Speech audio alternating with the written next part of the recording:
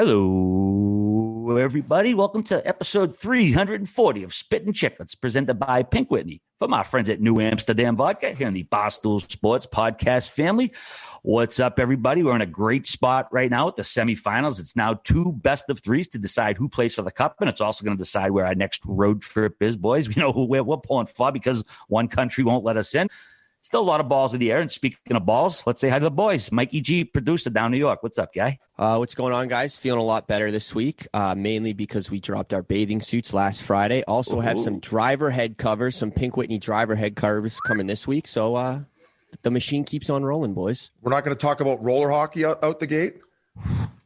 Big announcement this week. It starts Thursday. Registration's Thursday at noon, baby. Let's go. The videos, also, right? It needs to be a video created. No, it doesn't have to be a video. There will be videos. You can also just submit a description of why your team should be selected.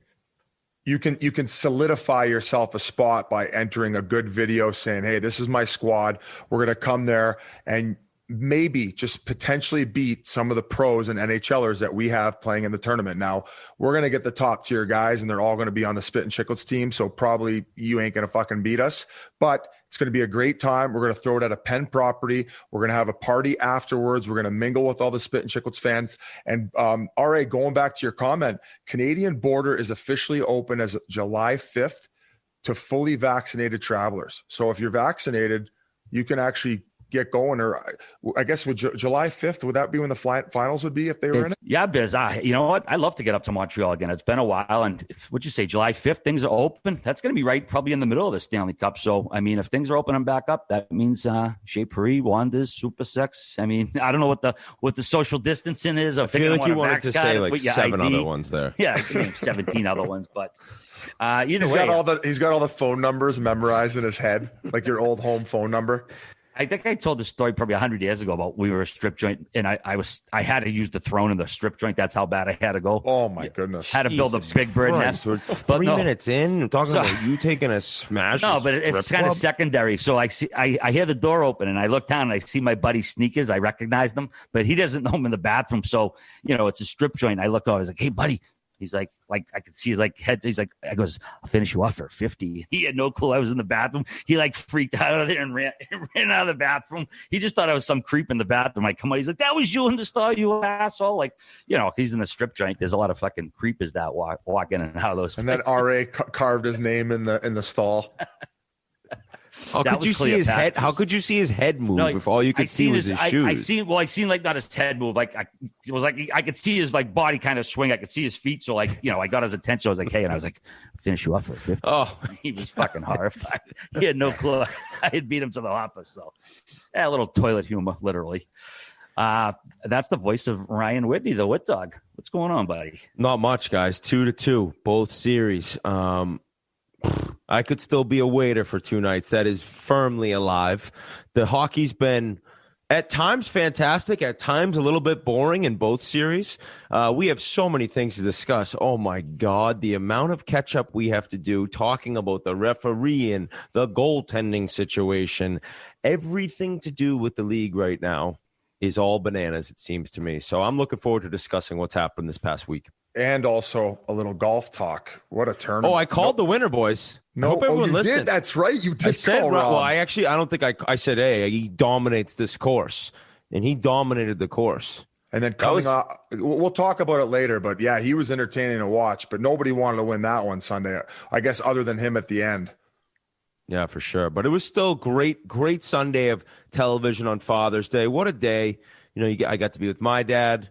Got to be with my wife's dad the day before, my sons. It was just a great day to watch some golf followed by hockey and basically not get yelled at for sitting on the couch the whole time. So do you get the pancake in bed routine as a happy Father's Day? No, God, no. I don't ever want to eat in bed either. I bring her breakfast in bed quite a bit, but I wouldn't want to eat in bed. I can't even eat a bag of chips without getting things places, let alone syrup on a blueberry pancake.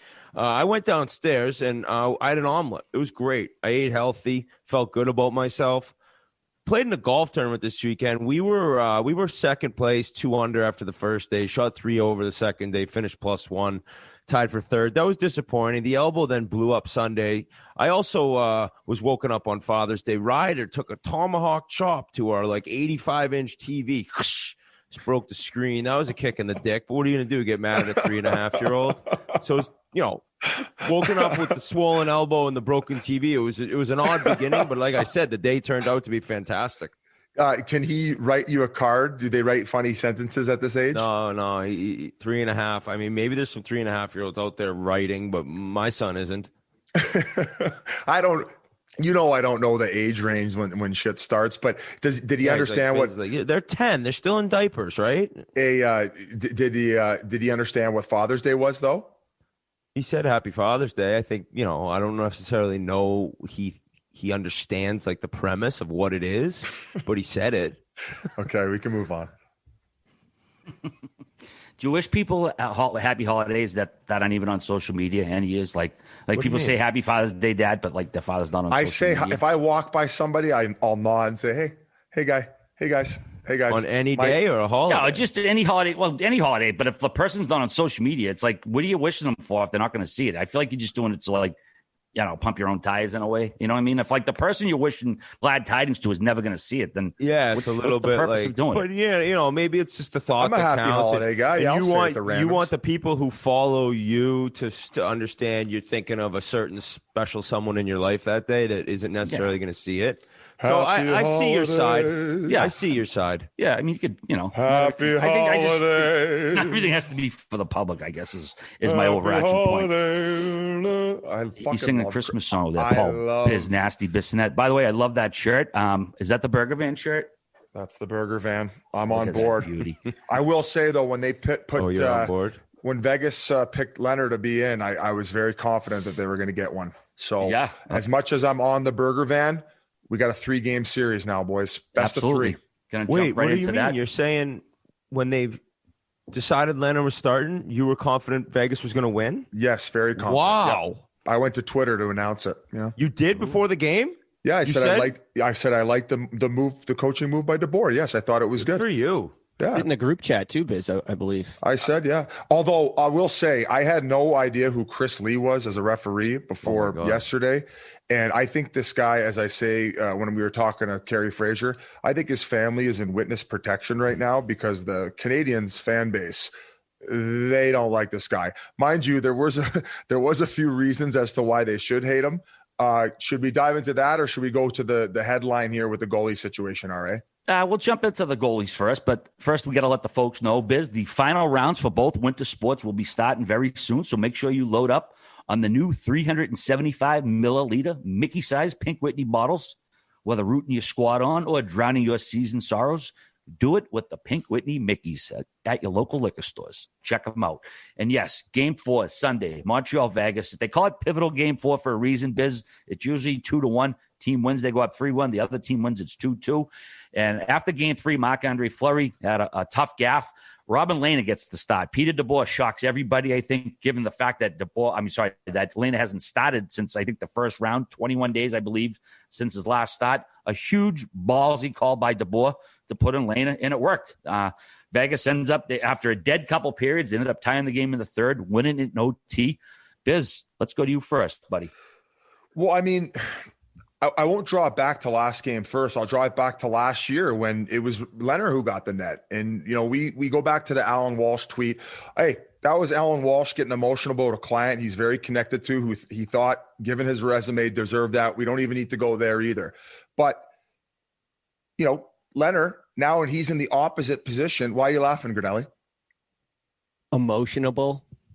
I said emotionable there? Yeah. He said emotional. For Christ's sake, we're off to a hot start. -1. I'm so mad. I didn't hear it. He just said emotionable. So now we're on the flip side this year where Leonard's taking the back seat, and he's been pretty vocal about the fact that it's Fleury's net. He said he has gotten us here. Well, just as they've done all season long, after rebounding from that situation last year in playoff and the drama of it, they're obviously all good. Collectively, were they not the best goaltenders in the league? Did they not win that award? The Jennings Trophy. The Jennings Trophy. That's the name of it. They won that. They had a great year all year long, 2-goalie team. So they get to a situation where Fleury has been on a long run here. I think DeBoer ended up given the amount of days and the amount of games, and it's really been Fleury's net the whole time. Now, given the emotional events of the Avalanche series, which one of which he had a gaff in, had to go in between periods. He fucking mentally got it together. DeBoer saw a guy who he thought maybe given the gaff, from game 3, this is the opportunity right now to put a fresh goaltender in, get Flower the mental rest, mental and physical. I wouldn't necessarily say physical because at practice he looked pretty bubbly in net, but just said, hit your reset button. We got a guy who can win one for us. And of course, going back to game 1 against the Avalanche where they fucking hung Leonard out to dry, the fucking boys owed him one. And they got it done. And it was a wonderful goaltending performance. I think it was Goal Caulfield who had a chance to seal it in the third period to put it up 2-0. Nope, they go back the other way. They get the fucking save they needed, and they ended up mustering out a win. So I think it's an incredible coaching decision. And you say ballsy, RA, I completely agree because this, Whit, and I'll pass it over to you, this fan base has gone mental about this goaltending situation where it's like they'd rather lose the Stanley Cup than not have Fleury win every single game on the way there to do it. It's like they can't be happy with both guys splitting the net, however way it's playing out. Well, obviously there was going to be emotional reactions when you saw the news. I was surprised. That's nice you have it in writing that you liked the move before the game. And I guess looking at it now, right? Like Fleury is getting older. He's played a lot. He definitely didn't look like himself in games 2 and 3 like he had prior in the playoffs. But still, man, that DeBoer walks to the rink with his balls in a wheelbarrow because if they'd lost that game, it was not one bit going to be on Robin Leonard. It was going to be all over DeBoer, and he understood it, and he didn't care. They wouldn't be talking about the power play not executing.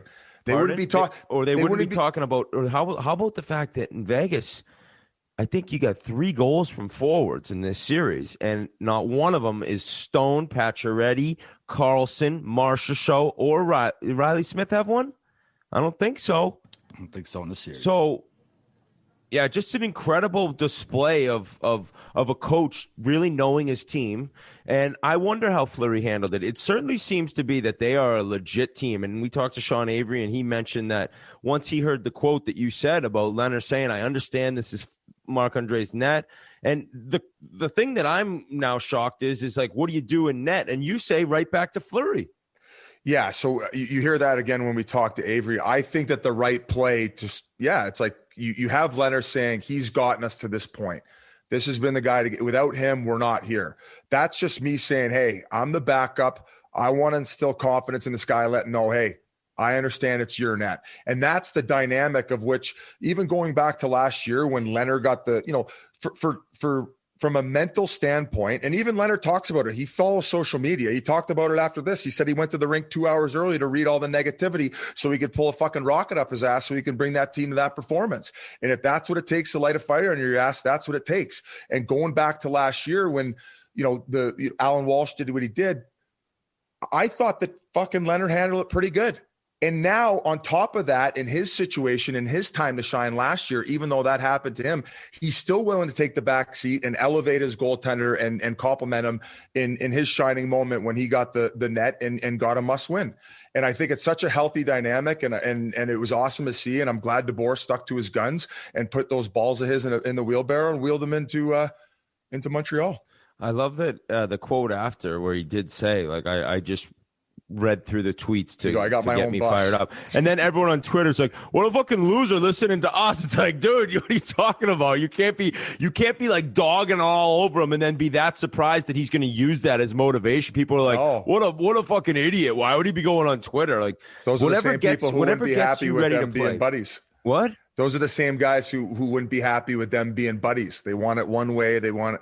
Well, yeah, it's just like whatever gets a guy fired up. If him reading people dogging on him on the internet is what does it. Hey, look what he did. He played great. He had some key saves early. I mean, we're talking about goaltending. We don't bring up Price. It's just so dialed in. Even on the winner by Nicholas Roy. Oh, wow, right. Sorry, excuse me. Guys from like 10 minutes away scores a beautiful winner to tie the series up. But the saves Price made before he scored, that was the third chance. He stopped the tip, then he stopped the rebound, and then he gets it back again, and finally it ends up going in. But Price, when he's this dialed in, that's why I knew, like, even when they go down 1-0, it's like they got to get 2 against this guy tonight, and it took them to OT to do it. But Vegas, it's like, I don't know if they're tired. They've played a lot of hockey. What are they, 10-8 this year in the playoffs? They went game 7.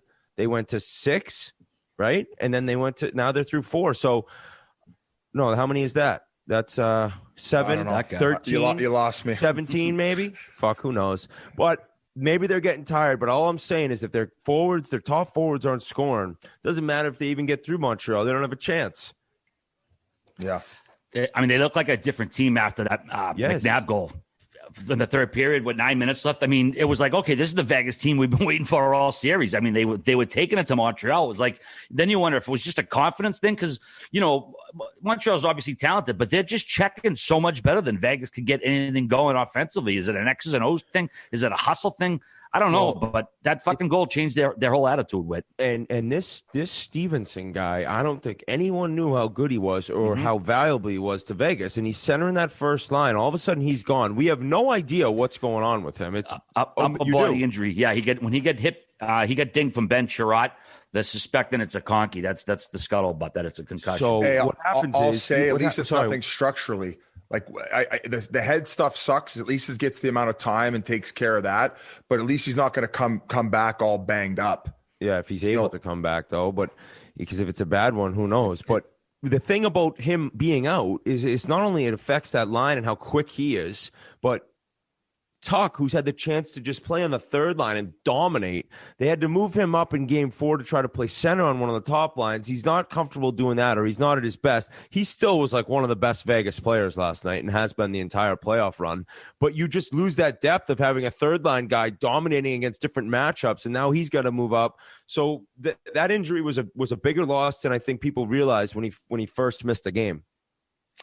You mentioned Price in that game in game 3 when he made that save on Tuck. I had a feeling. Jeff even texted me, my Jeff Jacobson. He said, "I got a feeling that was the save that's going to get him back going the other way." And then, I mean, we didn't really talk about the gaff, RA. When you saw it, I saw you took to Twitter. You were like, "Holy shit!" I mean, I was just. It was also the announcer saying how well he was playing the puck leading into it. PF fucking whammied him, saying how his puck handling had made a difference that night, and not 5 seconds later, it made the biggest difference it ever could. And yeah, something like that, it's just got to be a mental error. I mean, he fucks it behind the net, loses it in his feet, and it's as gift wrapped as it could be for Anderson to put it home. And I mean, it was just a stunning turn of events. They're on the cusp of, hopefully getting an empty netter and sealing this game. And now it's tied. They're going to overtime. And then what happens in overtime?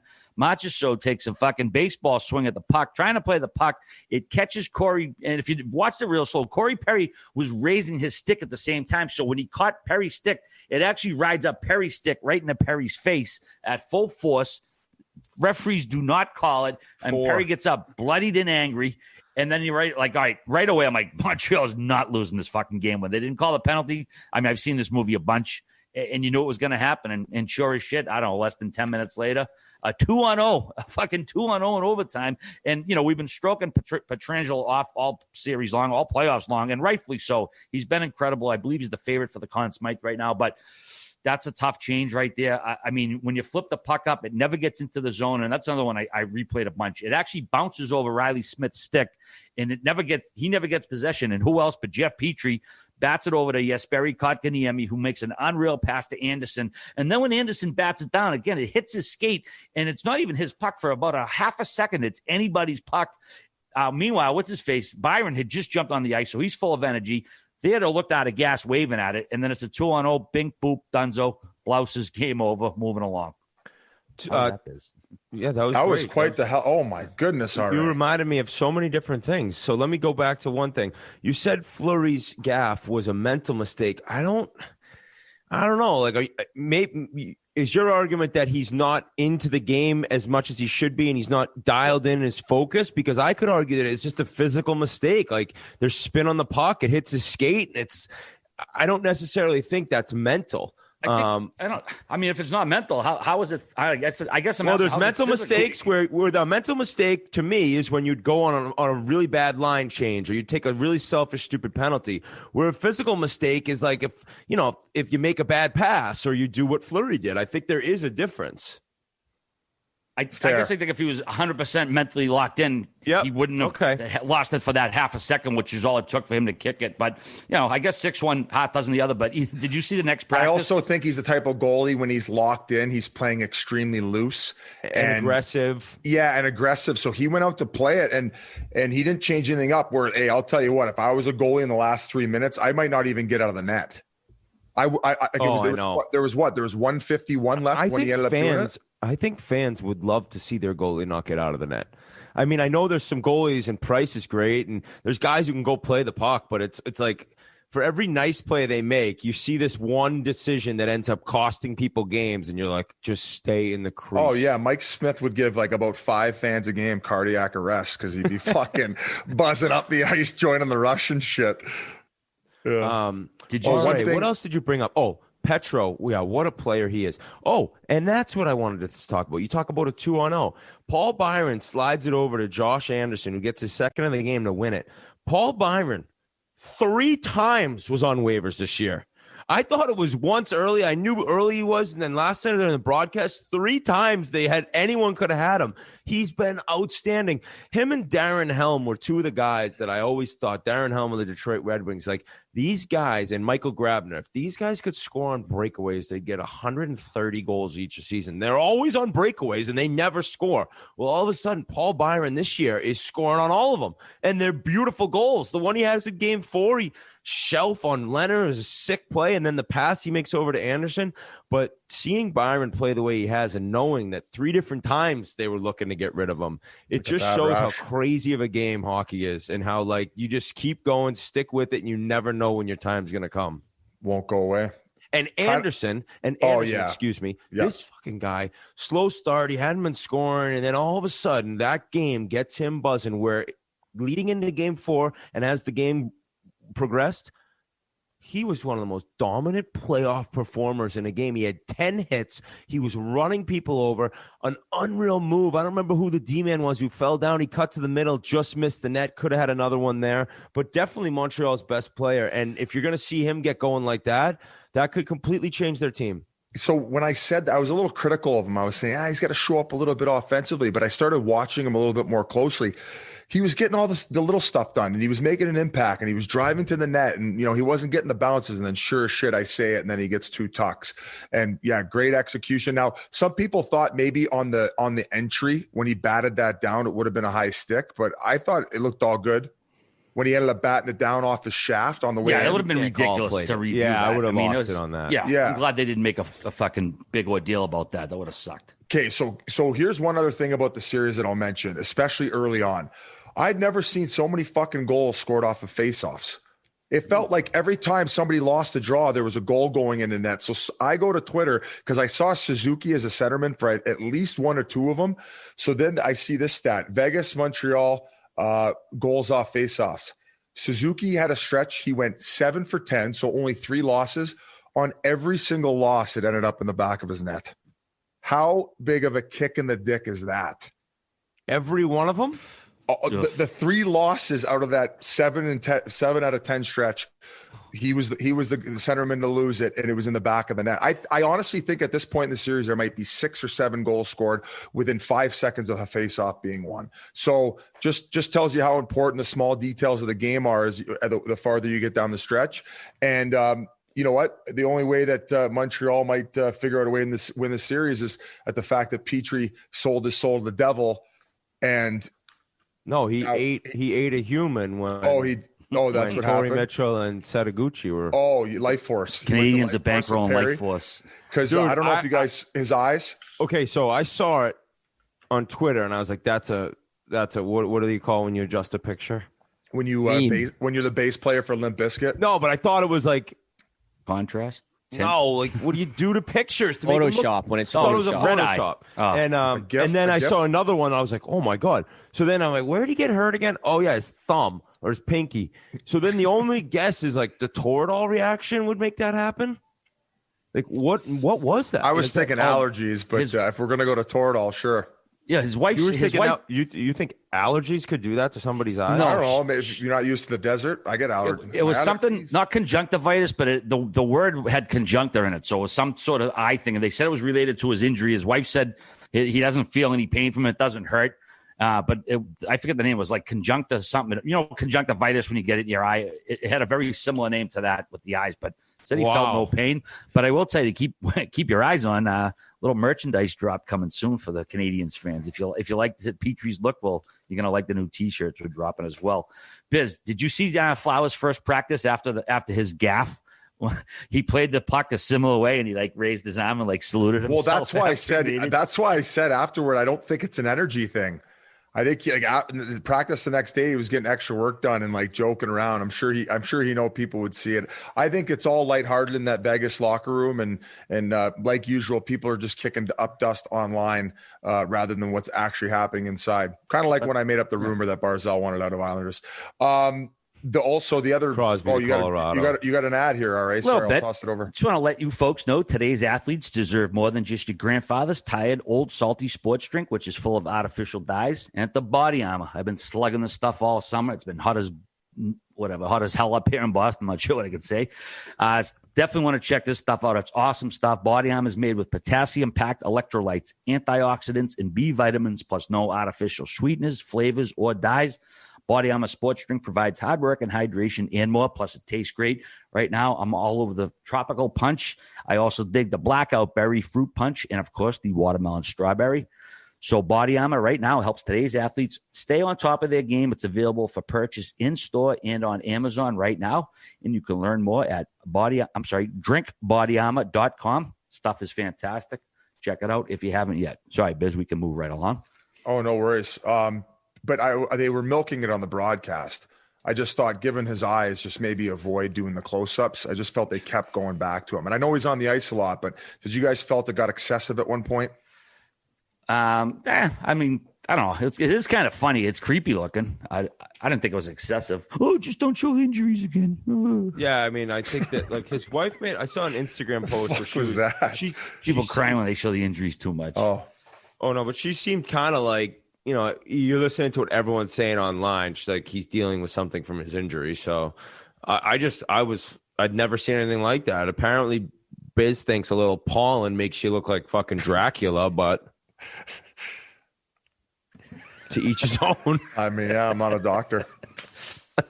Shit. Wait, you mentioned earlier Vegas defense getting most of their offense. 7 of the 10 goals have been from their D. That ties a record to 4 teams for the most goals by defensemen in a playoffs run. I thought it would have been a lot higher than that, but yeah, they're getting the bulk of their offense from their back end. Obviously, people had some issues with the referees, which is a good time to mention who our guests are a little bit later. Kerry Fraser, who Biz interviewed solo a little while back, we brought him on to talk about the referee stuff and, you know, what goes through guys' minds and why these decisions might be getting made. And it was some good perspective. And we also brought our pal Sean Avery back for a little discussion of what's going on. We're not getting until later, but we'd like to mention early in the podcast who our guests are. But Biz, going back to the ref stuff. Was it game 3? A rough night for the officials, man. We talked about it with Kerry, but what did you think when they missed that high stick on Perry when he just whacked him in the face? I mean, it's stunning that it doesn't go, especially when you think it's Montreal on a fucking Saturday night in the Forum. I guess, I mean, we kind of summarized it in the Fraser Friday. Or when Kerry mentioned it, and he said they had the opportunity for the linesman to come in. So there was 8 eyeballs on that could have made that call, right, Whit? Yes. So it's just like, it's kind of shocking how even like the linesman at a certain point didn't come over and say, hey, you know, you other 2 guys that got the stripes on, like he literally baseball swung him in the face. I don't know if you guys saw that, but it happened and he's bleeding everywhere. You should probably call the 4. But it never happened. There was no communication and they got away with one. And I mean, the hockey gods took over from there, thankfully, because that would have been absolutely chaotic for the league if Montreal wouldn't have won that hockey game with. Yeah, but the thing was earlier in the game, like they had no business being in the game. I don't know what the shots are. Now people are like, the shots aren't high danger scoring chances, but the first at least half of that game was Vegas just dominating and Montreal could get nothing going. So they get to overtime, and then to not see that called as a Canadiens fan, I would have felt the other way, RA, where you said they're 100% winning now. I'm almost like, oh my God, you didn't get that call, like, and now you're going to lose, and then people be able to blame it. So in the end, it was good that they won because I don't know what would have happened, but to not get that penalty called 4 refs, two refs, 2 linesmen. It doesn't make any sense. The puck's right there. If it was in the corner as the puck moved to the other corner, it's like, all right, yeah, nobody's looking. They're watching the puck. But I don't understand how that happens. And then the next game, I don't even know. Are we talking refs now? But the next game, it was even worse. It was. So the funny thing about Game 4 is I'm watching it with my dad, and I'm like, we're noticing, all right, they're not calling anything. And he said, he's like, I don't really mind this as long as it just stays this way the whole game, which unfortunately can never happen because at some point you're going to get a call. And in Game 4, the first call was this weak slash on Martinez as he's going to shoot the puck. I don't remember who got it. I can't think of it right now in Montreal.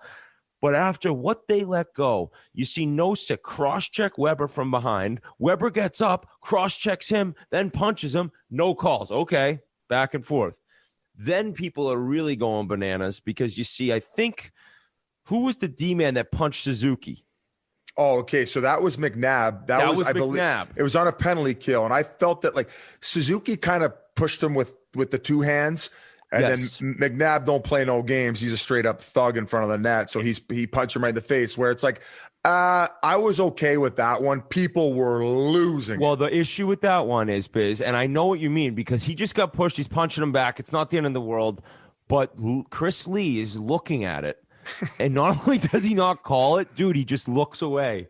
Like the blatant. Look at the clip. It's so funny. He's just like the blatant, like I didn't see it. Like, he's just like, oh, nope.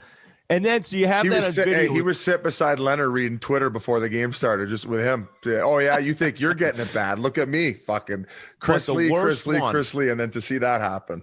But the Joel Edmondson cross check on Carrier to not get called, another one with a puck strike. That one I was so like, bad. Holy shit! Like at this point, I'm not the fan of call everything. I like letting them play. The game's different in the playoffs. I know it sounds crazy to some fans, but it just, to me, it isn't. But that right there is over the line. It's like at some point you got to call something. Turn it up. Kerry Fraser goes into talking about how like you lose control of the game. And last night there was no rules. And I mean that guy's head bounced. Turn it up to medieval times mode. Yeah, I mean straight up sucker him. No Kerry's call. head like legit bounced off the dasher, man. I know. I was like, how does he not call that? Also, too, we got to call it the Vegas power play. Absolutely brutal. I know it's like about 10% for the whole series. I don't think they've scored once versus Montreal. Montreal scored 25 straight penalties, if I'm not mistaken. I'm not sure if they added one to Game 4. They've killed? What did he say they did to him? Say you scored. I think you said they scored 25. Did I say straight. scored? I got ahead of myself. I got so many facts in front of me. I mushed them together. Yeah, Vegas power play has sucked, and Montreal's penalty killing has been unreal. They've killed 25 straight penalties. I'll clarify that. But we did kind of bury one of the leads here, Biz. Dom Duchamp, first guy to go to Vegas and catch COVID. Like he come back, not laughing at him, but it's like the whole traveling party went and only the coach come back with COVID. It's kind of crazy when you think about it. I'm not casting aspersions. Just everybody comes down from another country. Keep going. I want your theories. No, it's wild. And he actually had gotten his second shot as well. I don't know how they all work and all that, but the bottom line is of the whole traveling party, both teams, he was the only guy to test positive. So they had to take him out of the lineup. And it's kind of strange how things play out. Crazy Luke Richardson, who that was his nickname when he played, he ends up taking over as the interim coach, head coach behind the bench. And we had probably one of the more moving scenes of the playoffs after the game. I mean, someone caught a clip of it, and it wasn't done for the cameras or anything like that, obviously. Like you could see Luke blow a kiss onto his lapel. He has a pin on his lapel for DIFD, which is an organization called Do It for Darren. Darren was his 14-year-old daughter who died from suicide at age 14 back in 2010. And that's the organization that supports education, awareness, and research initiatives that encourage young people to talk openly about mental illness and to ask for help when needed. So when you see that, man, it's like, I don't give a shit who you root for, what your team is, or any of that stuff. Oh. You know, it's just such a humanizing thing to see. And you can't help but like be moved by such an emotional thing like that. Very, very powerful scene. Wow. And the broadcast had mentioned that Ducharme still talking to the team before the game on Zoom, like I think in the mornings. I don't think they said he's talking in intermission. I don't think that'd be the case, but who knows? I mean, he's obviously able to stay in touch with the team. But yeah, that is a crazy story, and I'm pretty sure they said he won't be back the rest of the series, right? 10 days. There's no way. And I want to say I saw a trailer, like a hype video for Montreal Day release, where even Burger Van went in the room and had to give a speech because, now they've dealt with a lot of adversity. They've been on an uphill climb since this began. They lost Drouin. I think, Tatar wasn't playing very good. They lost Petrie, who was, a big piece to close out the last series. So he got in there and he said a pretty good speech. And I tell you what, as far as adversity concerns, they dealt with it all, but probably not as much as Micheletti trying to get out that Kotkaniemi name on the broadcast. He's awesome, though. I like him a lot. He's really good. Unbelievable. But this just goes to show, guys, that sometimes they don't come out clean. Now, why don't you roll the clip there, Grinnell?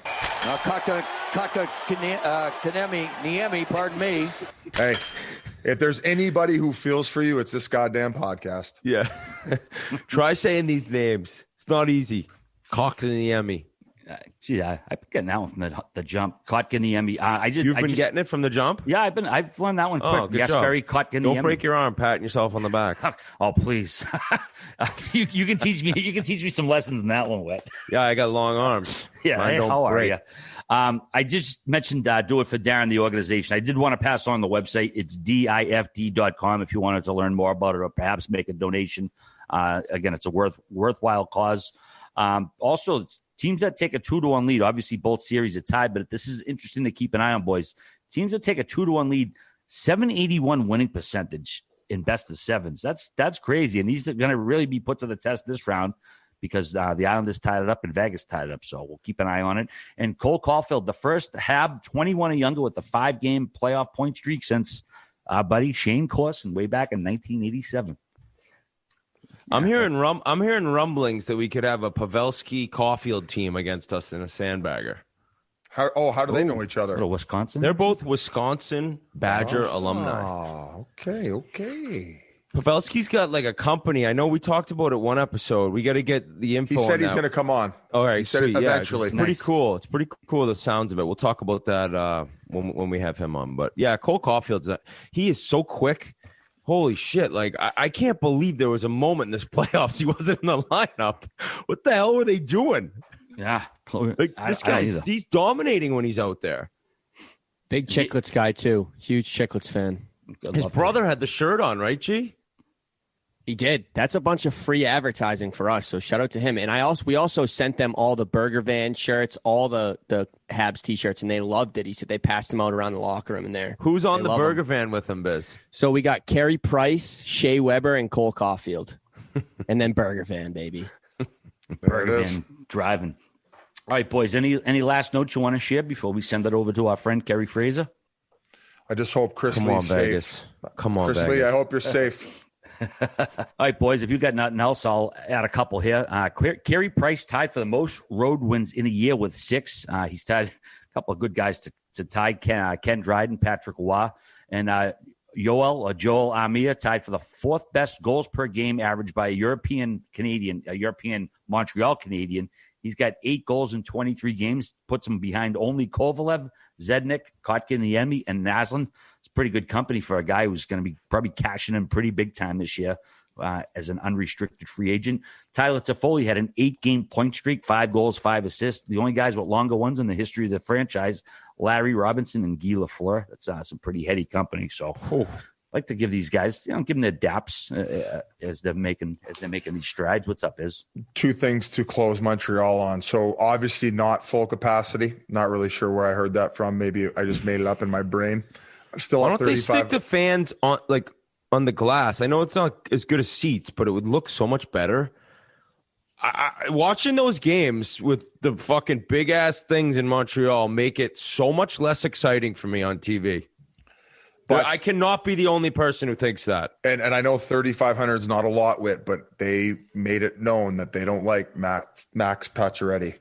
They were booing him. No, I mean, they're booing Patches. I think Patches did a lot of great things in that city, and there's no reason to boo him, but that's how fans are. Yeah, I mean, he ended up wanting to be traded. Yeah. Okay, so he wanted to be traded. It was a long time he was there doing a lot of good things, having some big-time seasons, and at some point, the team's no good. I mean, if you're going to hate him forever, but I think when his career is said and done, Montreal fans will look back at him with good thoughts and feelings. I mean, they should be happy considering what they've gotten out of Suzuki thus far. He's got 4 goals, 6 assists in 15 games so far this playoffs, 25 in his career, 8 goals, 9 assists. This kid's legit. He's been fun to watch. But, all right, we're going to get to Kerry Fraser in just a second. But first, at Labatt, they don't care if you're good or bad at most things in life. They only care if you're good at beer, being yourself and not pretending to be someone you're not. And if you are, they're good with you.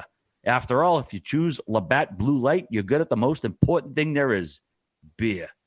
We already know you're good at watching hockey, so be good at beer too with a pristine Canadian Pilsner, Labatt Blue Light. We're going to be working with Labatt Blue all year. Have you seen us on the live streams? We'll be doing a lot more of that. We got some more exciting stuff coming up, so grab a pack and enjoy a nice Labatt Blue or Labatt Blue Light. Oh, that's good stuff. And now, without further ado, longtime NHL referee, Kerry Fraser. Well,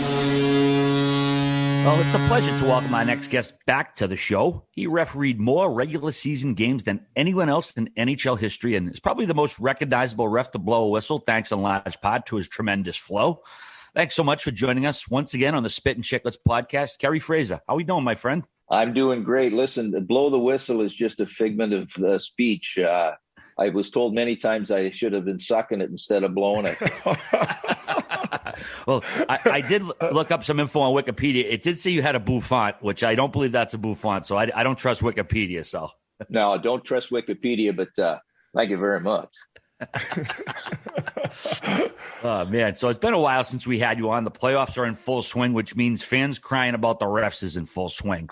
Obviously, we want to bring you on for your perspective. Is there really an issue here, Kerry, right now with the way the games are being officiated, or is it just the world we live in with the super slow-mo and HD, social media, instant reaction? Is it a combination?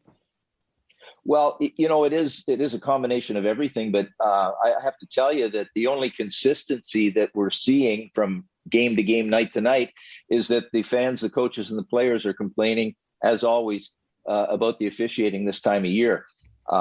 I think some of their concerns are valid. Some of their complaints are valid as well. And, Biz and Witt are going to probably agree with me and attest to the fact that you just as a player want to know what it is you can and can't do.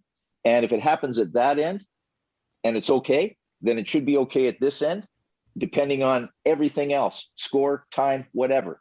And that's the biggest deterrent for players to commit infractions. And what we're seeing, and I'm seeing, are plays that happen one night that go uncalled, and then you have a new crew come into the same series, and then all of a sudden it gets called. And it really disrupts the mental approach that players can play with and play hard, which is what we expect this time of year. But there has to be a line that, the road has to be like this. And sometimes, it's closed, and other times it's just, you're going over a dirt trail.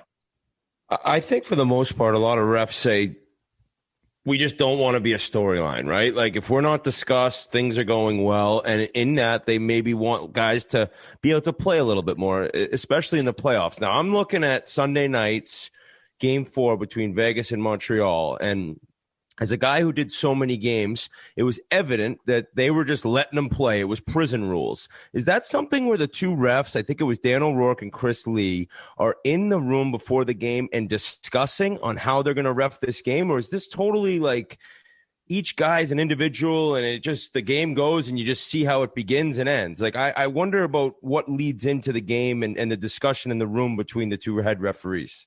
Great question, Whit, because you guys have both been in playoff meetings and you've had situations where coaches are going to give you specific assignments. You're going to be watching a certain player. You're going to defend a certain way. You're going to attack a certain way, end zone breakout, blah, blah, blah. So you have a game plan. Well, the officials have a meeting at least the day at noon of game day. Sometimes it happens the night before. And as the series prolongs, the series supervisor updates the new officials coming in to the series. They maybe have watched the games on TV, but there might be some hot spots for them to look at. It might have been there was a nasty hit and there might be some retribution coming. The other night we saw Shea Weber get run from behind. No call. We saw in Vegas, I believe it was in game 2, right at the end of the game, D-man face first into the glass with a minute and change left in a 1-goal game and 6 attackers. No call. I'm looking at that and I'm going, oh my God, you got to call that, man. That has to be a penalty. And because it was in game 2, now the series goes to 3-4, and we're going to go back to Vegas.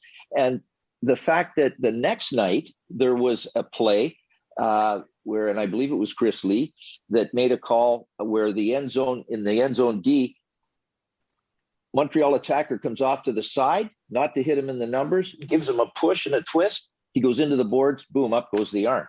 It wasn't nearly as bad as the hit in the previous game at the end of the game with the game on the line. So that leaves you guys to say, is it referee by score or time? And it drives me nuts. It drives me nuts. It's crazy. And watching this year is tough because of the inconsistencies. And in your opinion, going to game 4, Vegas-Montreal, so Nosek buries Weber from behind and no call.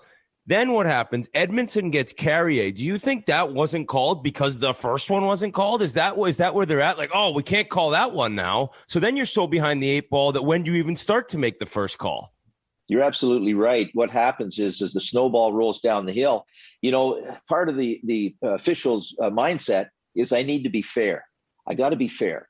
Oh man, I let that one go. And that wasn't, that doesn't sit well with me. But then the one goes the other way and it's a little worse. But because you let that go, you feel obligated to let that one go. And now the snowball starts rolling down the hill. It gets bigger and bigger. And that's where prison rules come in. And that's where the players, the inmates, are running the prison. It's the worst possible feeling as a ref. In the pit of your gut, you go, oh my God, I got to stop this somehow. What's it going to be?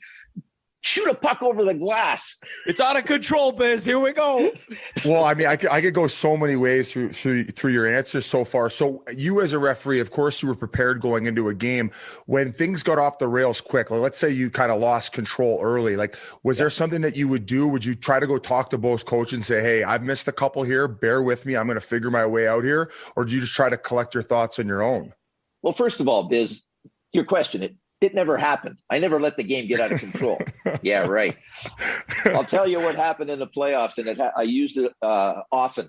When I had a feel, and you have to have a feel for the game. You guys have to have a temperature when you play it, and sometimes it's going too high. The ref has to bring that emotional component down a little bit to keep it, within reason. We want you to play hard. But when I've had scrum after scrum, finally, and I haven't had the ability to call a penalty, I've gone timeout. I'm going to the benches. I'm talking to the coach. And I talk to each coach and I say, listen, you've taken far too much advantage of my generosity here. I'm embarrassed. Now I'm going to take charge. So the next time it happens, I never say I'm going to, I may call a penalty, and it's only going to be one guy probably. Might be yours. It might be theirs. I want you to take care of the situation. To a coach, each one of them would say, boys, you heard it. Calm down. I'd say play when there's no whistle. When the whistle blows, you stop playing. Well, you kind of mentioned prison rules too. Now, as a referee, were your expectations when it was playoff time that you were just going to call the rule book maybe a little bit looser, where you're okay with maybe the battles in front of the net getting more aggressive and so on and so forth? To a limit. You can't just put the whistle away, and that's what we often hear. There are situations, I called penalties in overtime back when we had one ref, and they weren't popular. I had a game in the Stanley Cup final, and on a penalty that I gave Mark Hunter with the Calgary Flames playing in Montreal, he tried to put Shane Corson through the head through the boards on a dump out in the end zone in second overtime. Almost finished the entire second overtime with no penalties. None in the first overtime, none in the second until that play. And I can see it right now. Corson dumps the puck into the neutral zone. He's facing square to the boards 5 feet away, and Hunter's tracking him. And I'm going, Hunt, don't hit him. Pow! Right from behind, head first into the boards. Now what do you do as a ref? Do you have courage? Up goes the arm. It's a penalty. It has to be. And just as Hunter stepped out of the penalty box, Stéphane Richer scored the winning goal on a goal line scramble, and it's game over. But before that game, and this is a good point to Witt's comment, are guys instructed or do they get some kind of direction? Before that game, in that finals, it was game 3 in Montreal. I was told by the referee-in-chief, John McCauley, God rest his soul, I love John. He said to me privately, Kerry, I want you to bring this series back. The first 2 games were really ragged. They were loosely officiated. I need you to bring it back for me. Lay the hammer down. And that's what I did, period 1, 2, some coincidental penalties in the third to let them know I was still there. We had a tie game. And now we go into 2 overtimes until finally I'm forced to call a penalty.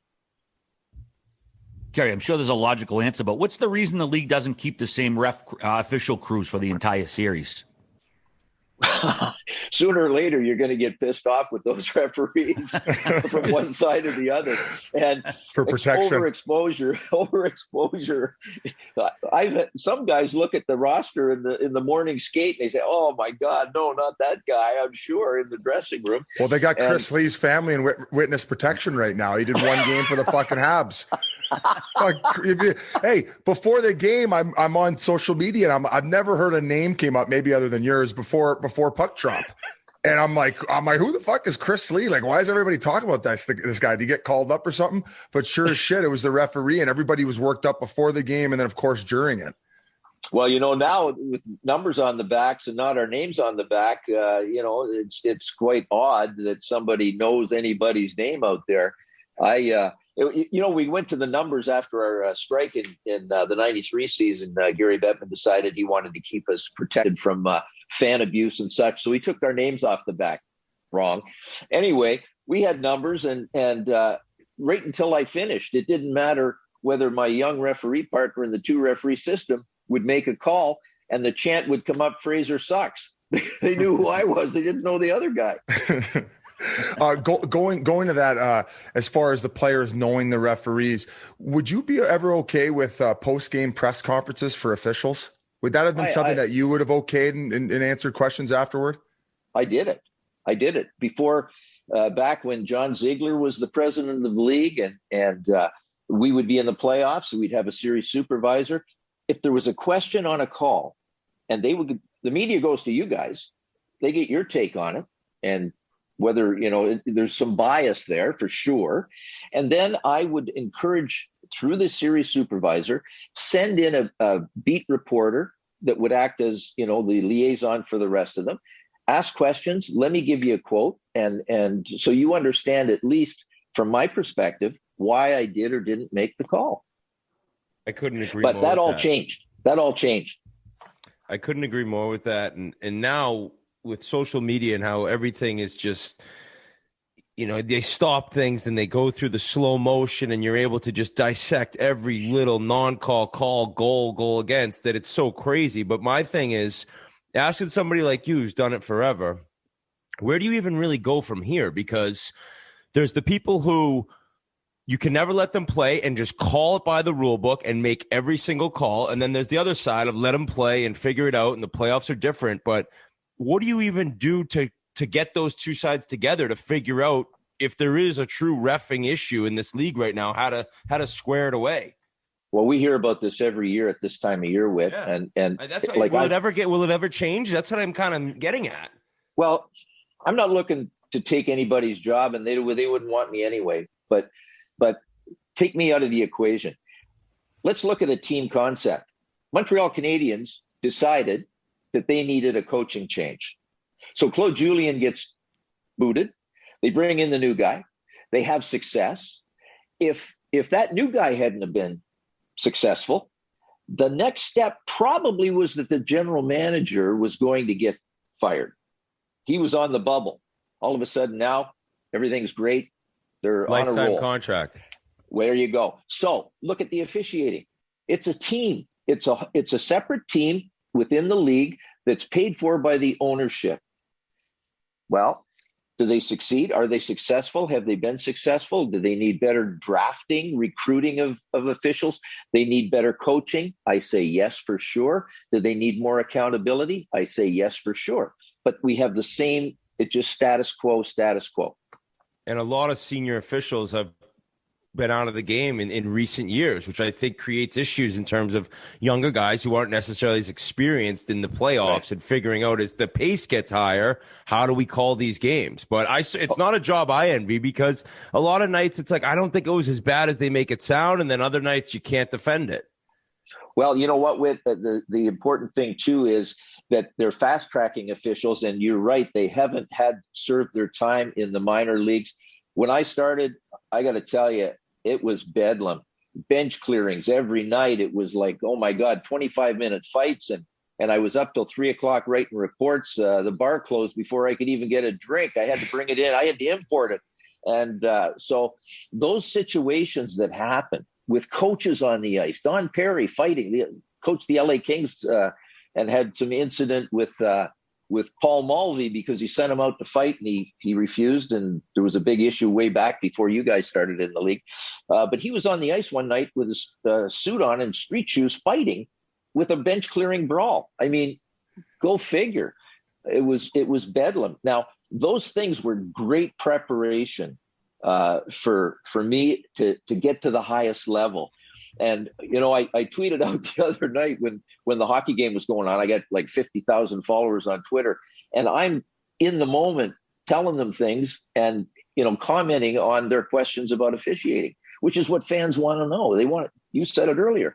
So I said, you know what? I had to learn the hard way. I had the little man syndrome, chip on the shoulder. I was 2 years out of playing junior A before I started refereeing with the NHL, and I'm in the minor leagues, and I had an attitude. And I had to recognize I needed to do things differently from my own personal makeup. And this coach was really upset with me towards the end of a game. They were getting waxed at home. All kinds of players were getting misconducts because they were blaming me and shooting their mouth off. But I had the quick trigger. And finally, the coach sent his captain over. Very politely, he said, "Mr. Referee, my coach wants to know if he can get a penalty for thinking." I said, well, if he doesn't think out loud, he's probably going to be okay. He said, in that case, he thinks you're an effing asshole. Well, I started to laugh because I found the humor in it. And I looked over at the coach, and his stern scowl standing up on the bench. He relaxed, he grinned, he laughed, and it was a great message for me. Don't take yourself so friggin' serious. The last round, Kerry, we saw Barry Trotz. He called out Patrice Bergeron for quote-unquote cheating at the faceoff circle. Then the next game, Bergeron gets tossed from the circle. I think it was 3 times in the first period. Now, no official's going to come out and say he's swayed by the media, but does it happen perhaps on a subconscious level? Because that was a pretty glaring example of it. Love Patrice Bergeron. What a great player, great guy, great relationship with him. And he's so good at the faceoffs. I mean, yes. And here's what happens during the playoffs. A general manager, and some of them are better than others at dictating terms to the series supervisor, planting a seed and letting it grow. It's like a mustard seed that goes for a big plant. And then and they'll be pissing and moaning and complaining and screaming at the series supervisor and show him video and say, how can this guy do this? Your guys are letting him do it. Then the supervisor goes into a meeting and says, okay, guys, we got to clean up a little bit of this, a little bit of that. Bergeron on the faceoffs is getting away with a little too much. Boom. The message is sent. It's delivered. It's planted. Not necessarily saying throw them out, but the seed is now planted, and guys are going to be stricter with that message. Couple gifts, maybe send a couple girls over to the room the night before to a hotel. Hey, Kerry? Lawrence Taylor Well, style. that would work for you. That would work for you, Biz. Little I bag. tell you. Oh, yeah. Big would have been like, Biz would have been like, already ordered some. Yeah. He'll be kicked out of every draw. Going back to when you started, I would imagine you went from being the sole referee then to going into 2. Do you think there's ever a possibility they go back to 1? And do you think at all that the 2 referee system maybe caused a little bit of confusion and even amongst the players? I don't think you can go backwards given the speed of the game and the way that when we came back from that first lockout, boys, in 2005 with the new NHL, the no hook, the no restraint, no tug. I mean, it really made it tough for Witt on the back end going into the wall, you know, to retrieve a puck with not being able to have a guy like you held up. Because I was scared. He was hearing footsteps, Kerry. Yeah, well, I took every hit to make plays, Kerry. You know that. That's it. But with a guy like Biz running at you, all you had to do was make one little jag, and he's going to go face first into the boards I just had anyway. to point to a girl in the stands. He's like, "Oh shit! Oh fuck! Lost my guy." Oh, he couldn't turn. I was giving her my number through the camera hole. I was missing on purpose. That's what Petrie was trying to do. He almost lost his fucking finger. Well, you know what? I was surprised. Instead of your number on the back, you just didn't have your phone number or your room number. Put your room number on there. Oh my God, what a genius idea! I could have legally had a change, Kerry. We should have been talking before this. Well, hey. Yeah, the only time you'd talk to me is when you were sitting in the penalty box. Yeah, no, I'd be giving you guys Gatorade. But go back to the 1-2 referee system thing. We kind of cut you off. Yeah, that's a really great question, and there were growing pains for sure when we came in. Think about the rookie on your team that all of a sudden comes in, and he hasn't got the experience. He might have just been playing junior. Those guys are studs. They're superstars, but they have to learn. They've got to learn, how to be a player, how to work, how to understand the nuances at that new level. And it's no different with the officials that are coming in. All of a sudden, a guy comes in the American League. He's got nothing under his belt in terms of experience or game numbers, but yet there's an attitude that he wants to be recognized and he wants to be accepted, just like that guy out there that's done over 1,500 games, 1,600 games. So what happens is there was a competition sometimes created, and things happen in your area sometimes. It's just the way the game works. We've got a 2 system in play. This is your area on the puck. I'm the back guy, so I'm away from the puck. That's my focus. And when things happen, boom, up goes your arm. You can call penalties all over the ice, but you have a responsibility for a certain area. Well, what would happen is if I put my arm up, there were times when the other guy that was 100 feet away put his arm up as well. And it was kind of like a race to the penalty box to flip on the microphone and say, number so-and-so, 2 minutes for whatever. And it happened one night in Madison Square Garden. And God, it was brutal, guys. I got to tell you, the first 5 penalties happened right in my wheelhouse. Up would go my arm. The other guy far away, boom, up would go the arm. Now, when both referees have their arms up to call a penalty, you're supposed to get together, confer to make sure you got the same infraction, right? Not this night. That guy raced to the penalty box in Madison Square Garden, flipped on his microphone, made the big announcement, and I'm scratching my head thinking, what the heck's going on here? The 5th penalty was away from the play. He's leading the puck in play into the zone. He's on the puck carriers, and I've got a water ski hold up at the blue line. Up goes my arm. It's off the play. I notice this guy doesn't even see it. So in the course of the delayed penalty, 10 seconds elapsed. Now the other guy puts his arm up, and I'm standing with linesman Pat DiPuzzo on the blue line. I said, Dapso, he's got his arm up. Do we have another penalty? He said, I don't know. I didn't see anything. I said, me neither. Well, the whistle blew. I blew the play dead to change of possession. And for the first time out of 5, this guy finally skated over to me. And he said, what you got? I said, what I got? What you got? What's yours? He went, I said, yeah, You didn't see it. Don't ever put your arm up. So now the period ends. We go into the dressing room.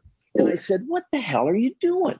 He said, well, I got a friend who's on an off-ice crew, and they got a directive that said you're supposed to record which referee calls the penalties for the hockey ops people.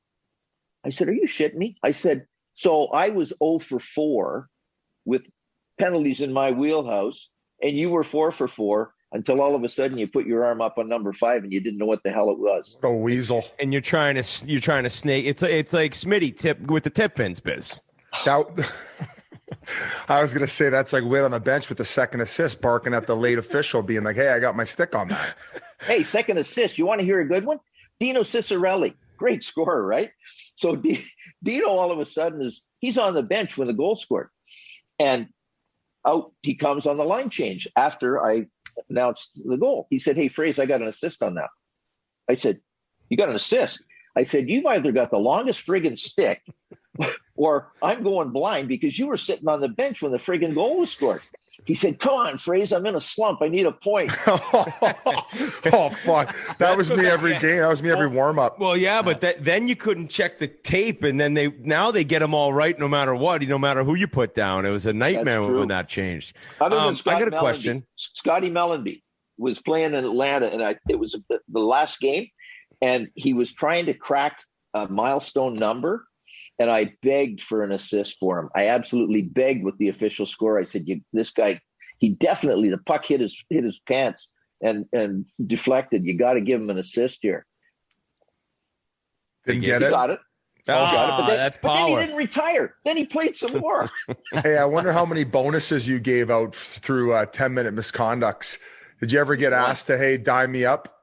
Just one. I had two guys thank me for giving them penalties. One was Gretz in my first meeting with him in 1980 in the Northlands when the Philadelphia Flyers, Bobby Clark, were playing.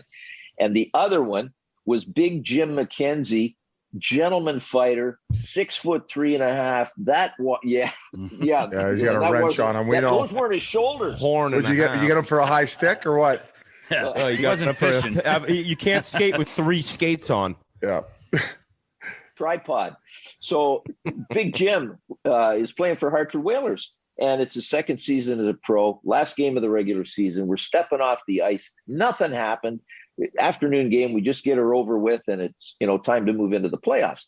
So all the coaches, the players, the stick boys, everybody goes off at the old Cap Center in the Landover, and Big Jim and I step off onto the mat. He looks down at me. He said, "Kerry, if I told you to fuck off, would you give me a misconduct?" I said, "Jim, what are you talking about?" I said, "The game's over. Regular season's over. Nobody's mad." He said, "I got a bonus in my contract for penalty minutes," which wasn't actually true, but I didn't find that out till later. And he said, "Ricky Lee, the coach, didn't play me one shift." So I went, "What'd you say?" And very quietly, like the gentleman he is, he said, "Fuck off." I yelled at him, "Say it like you mean it." He yelled, "Fuck off." I said, "You got 10. He said, "Thank you." And he walked to the dressing room. Hey, so was he just trying to get on the game sheet for a game play because he hadn't gotten a shift? Here's what actually happened. He told me like years later, he said, "I was like 199 PIMs that year. And I was going in to renegotiate my new contract after 2. And he said, I wanted to get over 200 because he said, I never got any talking penalties. I just got mine 5 minutes for fighting, 5 for fighting. So I was under 200 minutes. And I thought to, be a better negotiating tool, I needed to be over 200. So boom, I helped them out. Attaboy. I love that. Like that. Off my notes. Those are harmless, giving out the 10s. Those are hard, especially back in the day. If you wouldn't get the game played either, if like a guy would sit on the bench the whole game. Wait, I think you have a Pittsburgh Penguins story. What do you mean? What? You still don't get a game played if you dress. If you dress and don't play a shift, it's not a game's played. Correct, but if you were to go to the official and tell him to fuck off, and he gives you a 10, you get on the game sheet, and I think you get a game played. That's why. Oh yeah.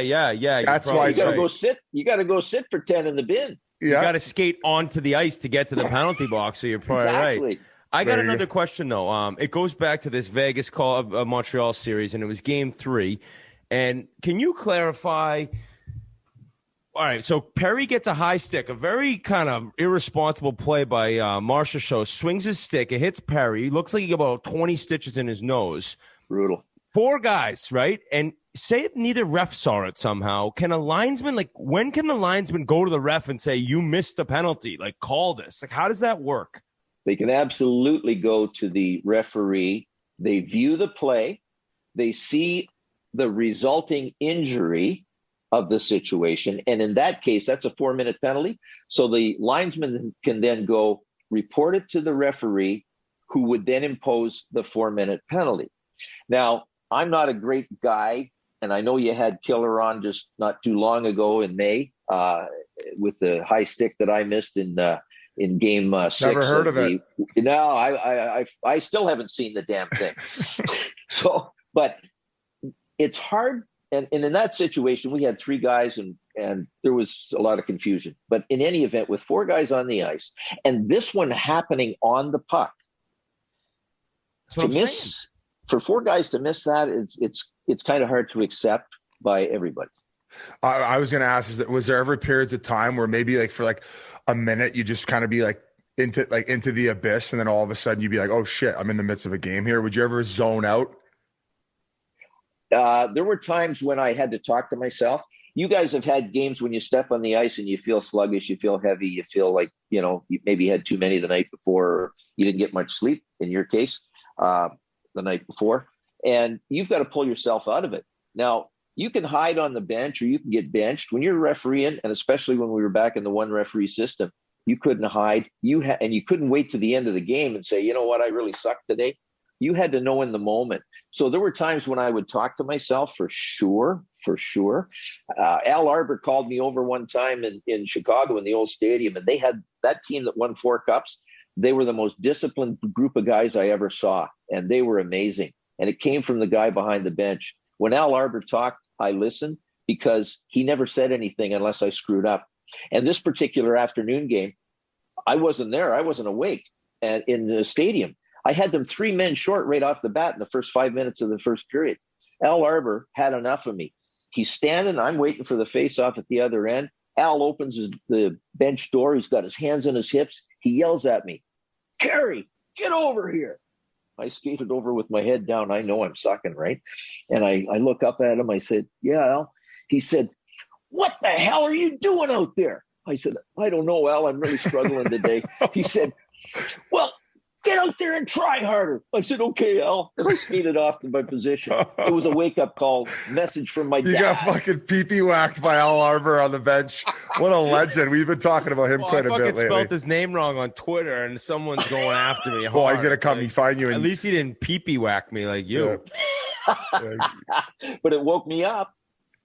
What'd you make of I really liked, I think it was during the World Championship, or might have even been Olympics, when they had the refs have the cam on the helmet, because I felt that it at least gave the fan a perspective of what he was saying and maybe why he didn't call it. Is that something that you think that maybe the NHL should inherit full time?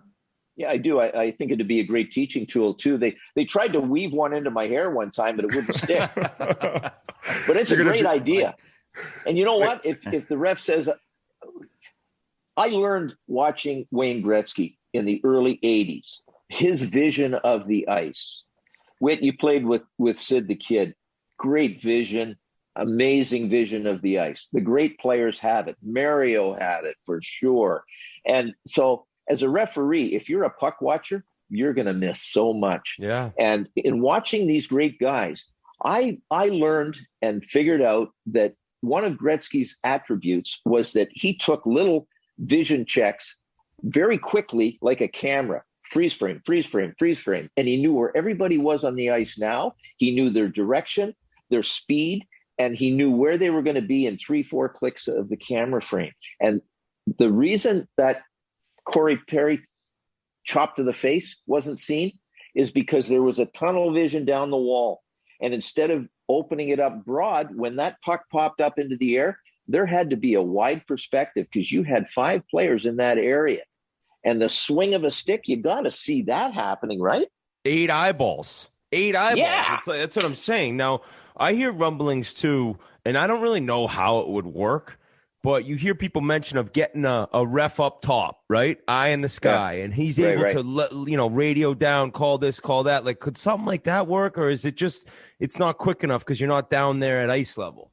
Well, that's one of the problems that I see with younger officials that have decided that they don't want to make the call. They're going to turn it over to the Eye in the Sky, which is the group in Toronto, and they're going to make the final decision. It would be an easy call to make with that stick infraction, for example, or if you were going to call a major for boarding from behind, because those plays are now reviewed under the rules, because there's been some mess ups before where a guy got hit with his own player's stick and ended up getting a 4 and it cracked the game open, especially in the playoffs. So those calls can be reviewed and they can be rescinded. And we've already seen it this year in the playoffs where a 4-minute penalty was taken away. The guy leaves the penalty box. Kerry, one of the things I wanted to ask before we let you go was at the beginning of the season, a tough situation ended up happening with Tim Peel. His mic was turned on, and I know he's got tons of respect. I'm sure you know him very well. What was your whole breakdown of that whole situation? Well, first of all, I understand why the league had to take measures because the optics of it were horrific. And He's a friend of mine. He's a great guy. He's an East Coaster. He's a little bit bloviating. He's got a personality and he's fun. He's fun to hang around with, just like you. You guys have a similar kind of demographic, lighthearted and say things that just pop. You don't think about it. It comes out and blah. Now it's out. But in this particular case, it was sad to see a guy end a lengthy career like that. I think it could have been handled better. But from Pilsy's end, I said to him, what the F were you thinking, man? Like going and telling the bench, I'm going to get you. I'm going to get you. And then he does it. And he says, it wasn't much. Like, you don't do that. There are times in a game, and we've all done it, where you feel the need for a penalty to be called. You can't make one up. You can't invent it. But man, if it happens, it's a gift from God, and you got to put your arm up. And that's where young guys today are missing a little bit of the boat in the feel for the game from a player's perspective, the emotional element of the game. And you got to let people be people. Like, you have a personality. Whit had a different personality. Every player on that ice has a certain personality. And I've got to figure out, as the arbitrator, as the ref, what I can do to make it work. Now, Sean Avery, for example, when he did the stick thing in front of Marty Brodeur in the playoffs, I have the next game at Madison Square Garden. Now, he had some shit that he went through that year with the league suspending him for some stupid comments that Avery had made relative to Dion Phaneuf's girlfriend and whatever. So now we're in the next game, and he came to me with like freaking blood drained from his face. He's got a white look on him. His eyes are like glassy. He said, Carrot, I'm going to be a good boy today. I promise. I'm not going to cause you any problem. And he's all upset and excited. I went, Sean, I said, this is the Stanley Cup playoffs, man. You can be very effective when you play your game. However, if you cross the line, you know what my line is, and I'm going to put you over in that box. So just play your game, man. He went, wow, thank you so much. I thought you guys were going to jam me tonight.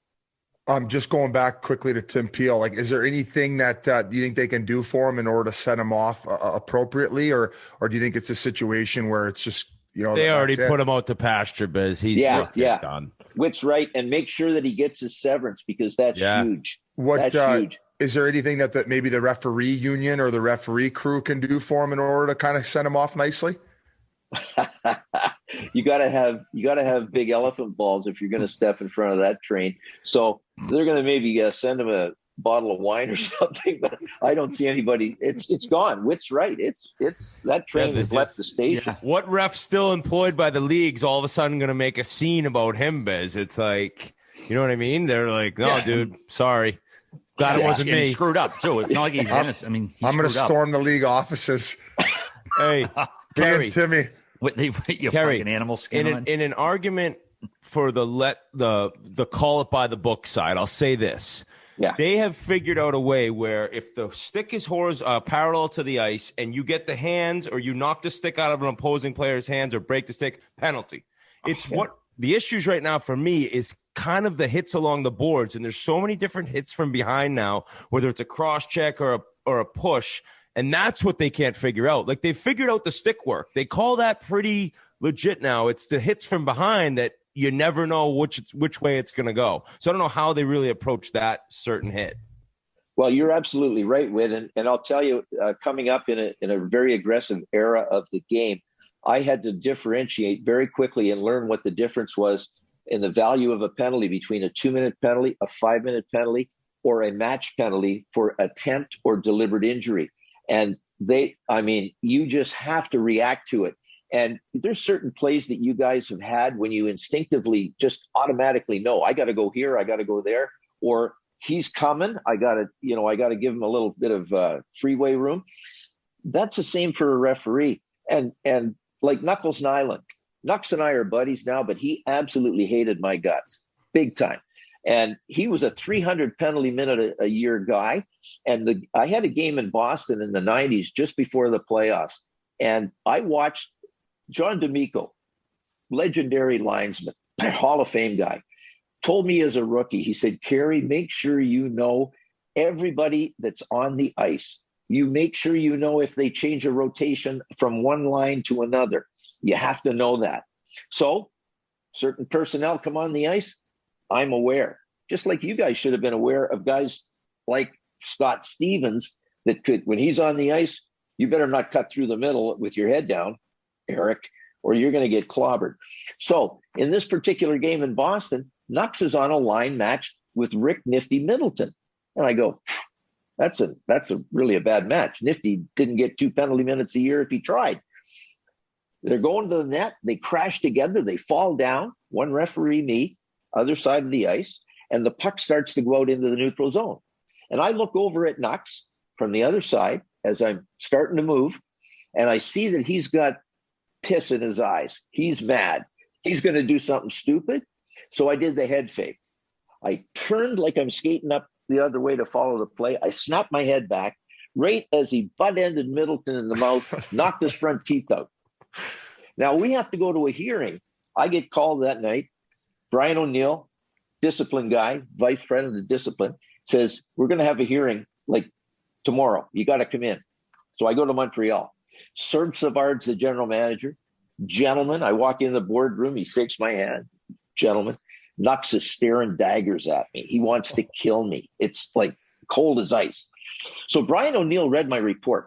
He said to Chris, do you have anything to say for yourself? Boston guy, right? He says, yeah, Mr. O'Neill, I got something to say for myself. He says, referee Fraser here, he calls more penalties on me than any other ref in the league. He's always watching. He's always picking on me. And just to prove my point, if he had been watching what he should have been watching, which was the play go the other way, he wouldn't have seen me butt end Middleton in the mouth. Boom. Convicted. It's your fault. You got 8 games, boys. 8 games back which is then. 30 back nowadays. That's life. life. That's life in prison for sure. That's funny because we just had him on recently, and he said we brought that up the button. He goes, "I didn't actually button him. I caught him with my glove, and it knocked his bridge out. It wasn't bullshit. His teeth." So just for the record. So you know what happened? That's why they call him Knuckles. Knuckles. I'm doing a charity event with the Boston Bruin alumni. And I meet them in Toronto when we go to Kingston and we work our way back for Special Olympics, do a game every night. And so I'm on the bus and Nux is sitting in the front seat. And this is years after. And I had retired for 2012. And he got this dinger in the 90s. So I get on the bus. Sure enough, he's giving me the stink eye as I walk. Chris. So I sit in the middle of the bus. I got Nifty Middleton sitting across from me. I got Kenny the Rat Linsman over on the other edge. And all of a sudden we start telling stories back and forth. And the bus shrinks. Back's coming to the middle. Now all of a sudden the front comes and Nux is the last man in. And I see him within earshot. And I go, hey, Nifty, remember the time Nux butt-ended your teeth out? Now Nux goes, you fucking asshole, that was my glove. Now I just sit there. Middleton says, bullshit, you gave me the stick right in the mouth. He took his false teeth out. He said, here. I just had to sit there and listen. Just stirring the pot. That's too good. It's unbelievable. First of all, thanks for sharing all these stories. And last thing I was going to ask you was, what'd you make of the Leafs collapse? Brutal. If heads don't roll there, something's wrong, right? Yeah. I thought they made some really good trades at the end. It was sad that their captain, got cocoa bombed and hurt. Hope he's okay. But there's some really strange stuff that even my wife noticed with 10 minutes left in that final game. She said, that team's done. Kathy's been around hockey, all with me. She has a real good instinct. She said, look at them sitting on the bench. They had nothing. There's no energy. There's no desperation. You actually mentioned Avery. We got him coming on as well on this podcast. Anything we should ask Avery for you? Anything you want us to tell him? Yeah. Tell him that he's got to clean up his act on the IG on the cameos. Oh yeah, I heard his cameo game is off the charts. Oh, I haven't seen any of them. Yeah, he's a beauty. I actually have a pair of his hockey gloves that I did a New York Ranger youth camp, and there were a pair of hockey gloves they gave me. I don't think they'd ever had his hands in them, so I don't have to exercise them. All right. Well, thanks so much for joining, Kerry. It's interesting to get your point of view, and appreciate it. Hey, listen, you guys are awesome. Love your show. Keep up the good work. I'm going to get you a custom cameo from Sean Avery. It'll be getting to you. It'll get to you in Aruba when you're sitting in your beach chair underneath your palm tree. Lazy River, baby. I'm floating. All right. Thanks again, Kerry. Thanks, Kerry. Enjoy the rest of the playoffs. You too. Be well. Will do. Big thanks to Kerry Fraser for joining us. Kind of last minute. Biz knows him pretty well. I gave him a little text. He jumped on with us. And it's wild, man. It was funny talking to him before him, Biz, saying, I'm usually saying, like, swearing before I say his name, because that's how everybody in Boston know him, fucking Kerry Fraser. And we talked about that, how the referees used to have the name on the back. And that's probably a large reason why they got rid of him, because guys can call him out. Nowadays, you have the internet, so you can just look him up pretty easy. And I mean, what better guy to break down a high stick in an important game with a Canadian playoff team's hopes on the line? So big thank you to Kerry for bringing the noise and great insight. That's a big topic right now in the league. Everybody's bitching about officiating. Even Brian Boucher, who's a pretty reserved guy, he took to Twitter and he said, "Enough's enough. Quit the fucking bitching." So the game's fast and it gets to a different level, and then there's a mental component. So let's hope they figure it out. Maybe spend a little bit more money on resources and get these guys together, Gary Bettman, instead of making 15 fucking sheets a year for crying out loud. But that's what I was kind of saying. Like, I don't really know what'll ever end up happening with this. Like, we watch NFL games, the refs aren't good. Like, every league, people say the refs stink. Like, I think that's just what it is and how it'll always be. And people say that's unacceptable. It's like, I don't know, man. Like, these guys, you think these guys can skate with NHLers? That's one thing. Maybe get a bunch of fucking speed skaters and throw some hockey skates on them and teach them how to ref, because half the time they're behind the play. There's four of them, but you still can't keep up with this pace. You don't want to rely. They got to go AI, I think, on this one. Okay, you don't want to rely. Robot. I like that. Straight robot. You don't want to rely on the referees to protect you, especially when Simply Safe is available, Biz. Because when Simply Safe Home Security's founders Chad and Eleanor Lawrence designed their first security system in their kitchen, they did it for very personal reasons. Their friends had just had their home broken into, and they were struggling to find a security system that was simple to set up and would make them feel safe again. Making people safe is what Simply Safe has been doing ever since that moment 15 years ago. My favorite part is how Simply Safe just makes it so easy. It takes about 2 minutes to customize the system on their website, simplysafe.com/chiclets. And then when it arrives, it's so easy to hook up that I can do it. And I haven't had a toolbox since my Fisher-Price set about 40 years ago.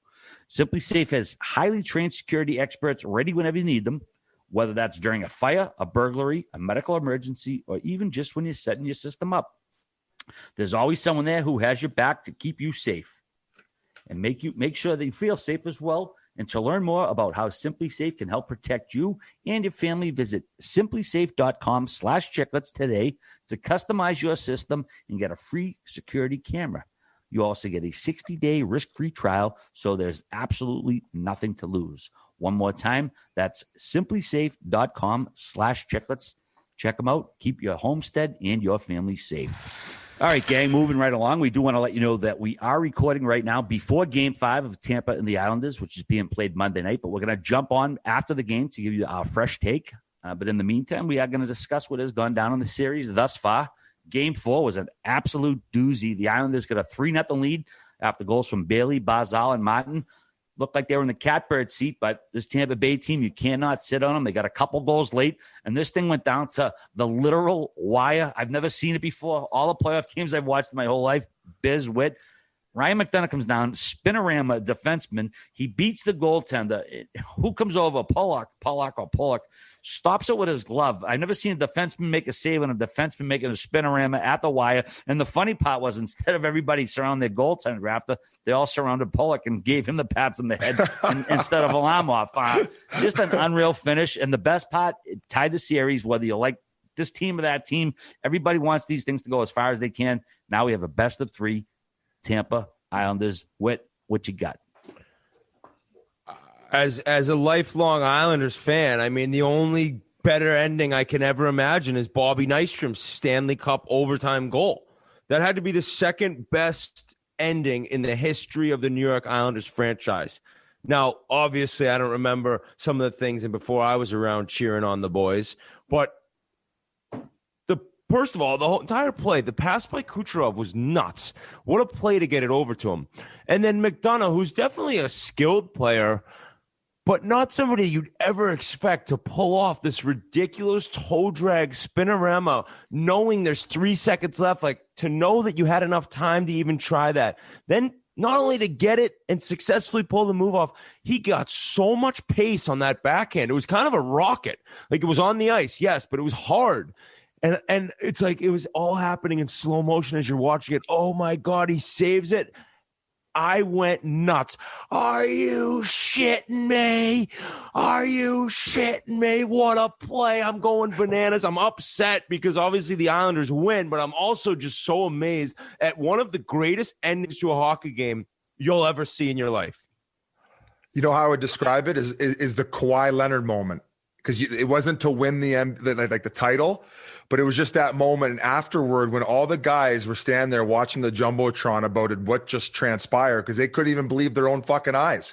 So there was an amazing picture that came out from the crowd where the whole crowd and the players are just staring up at the board after they'd congratulated Pollock. Now, where the fuck was Varlamov going? He must have completely timed that wrong where he thought there was less time. But there was 3 seconds left, and he was out to the dot. He was past the hash marks. So he's probably like, oh shit, oh my God, no. And just the fact that he was there at the goal line to meet the puck, it was incredible. Now, one other pretty cool moment is I got a soft spot for the fourth liners, and that fourth line for the Islanders was massive in that game because they had helped score the goal to put them up 3-0. And then of course, and it's Martin. And you look at the way the series is going, I think that him and Maroon in this battle has transpired into one of the storylines. Maroon tries to catch him at the end of the period in the first. Marty fucking stands him up. I think collectively the fourth line had 9 hits. Clutterbuck had 2 assists. Martin gets the game winner. And for then the game to end like that, I think this is one of these games where, when Matt Martin's 50 years old and he's walking down the street, someone's going to be like, I remember that fucking game. You got the game winner. Yep. And it's just like, it was a legacy game. And often those fourth lines don't really get the glory. But I felt that it was in fitting fashion that the fourth line for the Islanders, and I'm not rubbing this in either, Whit. This is not why it's not like a situation where I'm trying to bring up the depth again. It's straight up facts that came up big, and it's a legacy as I told you after you said it, I was talking the overall team. You're now changing it to where you just said the fourth line. You said the entire team's depth was better. So I'll be a man and admit the Islanders' fourth line has outplayed Tampa Bay's fourth line. They've been great. I was talking team depth. That includes defensemen as well. But your point remains. One of the all-time performances by a fourth line. They're like the Bruins' fourth line in 2011, the Merlot line. They play 10 minutes. They get a lot done. They control the puck the entire time, and they're big bodies. So Clutterbuck is a lot better than I thought he was. I mean, I know offensively, right? He doesn't score a ton, but he runs people over and he still can skate. Martin's just such a big body and way more skilled than people think. So I think that this Islanders team, as I've said all along, has alligator blood. They won't go away. They're a really good hockey team. They're not the most exciting team to watch, but they win games. And what do I say in the end? But they won't win the Stanley Cup. So I'm still sticking with that. I'm still sticking with what I've always said and the respect factor I have for that fan base. Such good scumbags and such people that'll really listen to you, but also be a rat and do something to you behind your back. Scumbag people, but I respect them and I respect the team. But I just don't think they'll win the cup. But I love the series so far. I forgot to mention the icing on the cake for the fourth line too. Clutterbuck draws that penalty from Hedman, and it's not often we see Hedman show the type of emotion after that call. Now, I thought snap show. He lost it. He went full blown putter toss. I thought so he swung his stick. He's a pretty big guy and he's pretty strong, right? Clutterbuck moves the puck away. He misses the puck and he ends up catching him on the toe. And you can clearly see that when the stick hits the toe, it causes his skate to hit a rut. And he goes down. Now, it's an accidental trip, but you still got to call it, no? I thought it looked like he could be tripping a little bit before the stick hit him, no? So it definitely wasn't a dive then. Oh, no. I don't consider it a dive, but I don't know if his stick was what tripped him. Really? Okay. Then it was just perfect timing. It was in his shin pad, dude. You think it? No, I think he hit him right on the toe. All right. Got him Am I in the wrong toe here? first? I mean, check the replay again. I thought it was the right call, and I just figured I'd bring that up. Now, one thing that we going back to Game 3, Trotz losing his goddamn mind at the too many guys on the ice. I think there was seven Tampa Bay guys. I think that was Game 2, wasn't it? Sorry. Was it Game 2? Yeah, Maybe we hadn't talked about that yet. Well, no, because going back, Game 3 was, well, for lack of a better term, more of a run of a mill game. Tampa won 2-1. Kind of controversial 3. What's his name? Braden Point scored the game winner in the second period. Third period was kind of uneventful. By the way, Braden Point, first Tampa Bay Lightning to score a goal in 6 straight playoff games. He's been absolutely getting it done. But yeah, Biz, Game 2, we had 2 actually very controversial things going on. Braden Point was called for a goaltender interference after he was shoved into Varlamov. They ended up getting the power play, scoring on that. But then the refs did themselves, I don't know if they did it on purpose, but they failed to call Tampa Bay for too many men in the ice when they scored. So basically 2 bad calls offset each other. So it all came out in the wash. Tampa Bay ended up winning 4-2 in Game 2. But yeah, there were 2 horrifically bad calls, but they benefited each team equally. So at the end of the day, you couldn't really say a team got screwed. Can I talk about a tweet I sent out? Now, here's the thing. I got to guess at least half of the people listening right now don't even have Twitter. Maybe less, maybe more, but it ain't the entire audience we have on Twitter. I sent a tweet out in that game talking about if I'm Barry Trotz, I would have refused the power play. You know what I'm talking about, guys? Oh, yeah. I saw and it. I said he knows deep down that goal shouldn't count. Character is what you do when no one is watching. You guys, if you're not on Twitter, just know I had hundreds of responses thinking I was serious. How the fuck do you think I'm serious? Character is what you do when no one is watching. There's 20,000 people at the game and 3 million people watching on TV. This is my favorite response. Two in a row. Hey, it's a business, man, and it's the hardest trophy on earth to win. You take that penalty, and you admit it was soft over the offseason. It's not like he was paying the stripes off. He's a good coach. I'm still pissed off the Caps didn't pony up the cash to keep him. This guy, actually, this is integrity, not character. Character is how you act when you get caught or not. Integrity is how you act when no one is watching. Character is how you present yourself to people. I mean, I don't know, but dude, it's just so amazing being able to fuck around with people online that have no clue that you're messing with them. Because for me to bring up what character means when an NHL Stanley Cup semifinals going on, you're the dumbest person in the world. Not to mention, you say when no one's watching, when the whole fucking hockey world is watching, there's 17,000 people in the arena. And I got people thinking that I'm serious, that Barry Trotz should turn down a penalty. Oh, fuck. Biz, I just said Point. First Tampa Bay Lightning to score in 6th Street. He actually was the first to score in 7th Street as well. The second longest goal scoring streak ever in the playoffs. Reggie Leach scored in 10 straight games back in 1976. He actually won the Conn Smythe on a losing team back then. So we're going to see if he keeps it going tonight. Game 5, again, we'll be getting back to you later with that one. But all right, what 2 goalies have won the Conn Smythe in losing efforts? J.S. Jaguar for the 03 Ducks, and Ron Hextall, 87 Flyers. Ronnie Hextall. Thank you. Suck on that. What else? What else we got, boys? Any other notes? All right, you're so good at trivia. We got to get you on Jeopardy, pal. Is he though? Is he?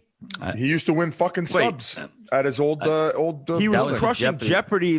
But like when we went on trivia this year, he didn't exactly light it up. Well, I mean, I had you two for my wingman. No, fair, and in the moments he didn't execute when we needed him, I could tell how let down he was by it. Like I was, but at the same time, on your sleeve. I didn't. But at the same time, I don't think I left anything on the board. I mean, the questions we missed.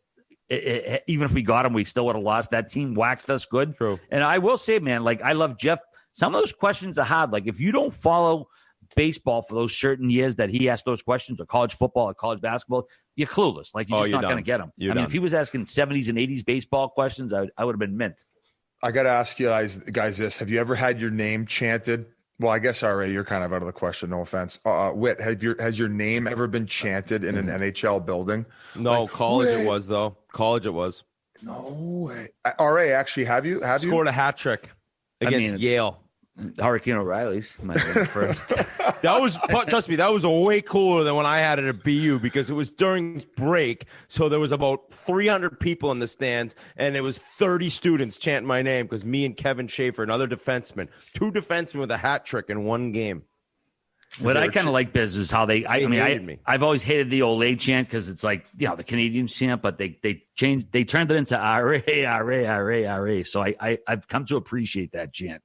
Well, they were chanting Pageau's last game. They had a nice little tune going for them. And that, I'll tell you what, the crowd in game 3 on Long Island was probably the quietest I've seen it all playoffs. Shots fired. No. It was probably, what do you mean? Listen, you don't think exhaustion comes into play for fans? They've been fucking carrying this team at some dude. You think there's time as a fan to be exhausted in a run to the cup? You've been around the fucking Arizona Coyotes for way too long to think that diehard hockey fans are tired in the middle of a Stanley Cup semifinal game. Well, they look fucking tired. At the last season at the Coliseum, you're calling out the fans for being tired and saying it's acceptable? Game 3, I was being fair about it. In game 4, I was going to praise them for their effort, and they brought it home perfectly. And even through the fact in the third period, they almost caught the goddamn thing up. So, yes, I thought they were a little fatigued in the third period of game 3, but they brought the fucking noise in game 4, and it's an Islanders legacy game. Let's wrap it the fuck up. Absolutely. Jesus Christ. Like I said, we will be back to talk about game 5 a little bit later, but in a second, we're going to bring on Sean Avery as well. He's a character. I think this is his 4th time on the show. We got to keep track of this, like Saturday Night Live, who's been on the most, get T-shirts and blazes and whatnot for people who've been on the most. But in the meantime, I know we have a word from Whit. Yep, that's right. All right, I'm here to talk about TaylorMade.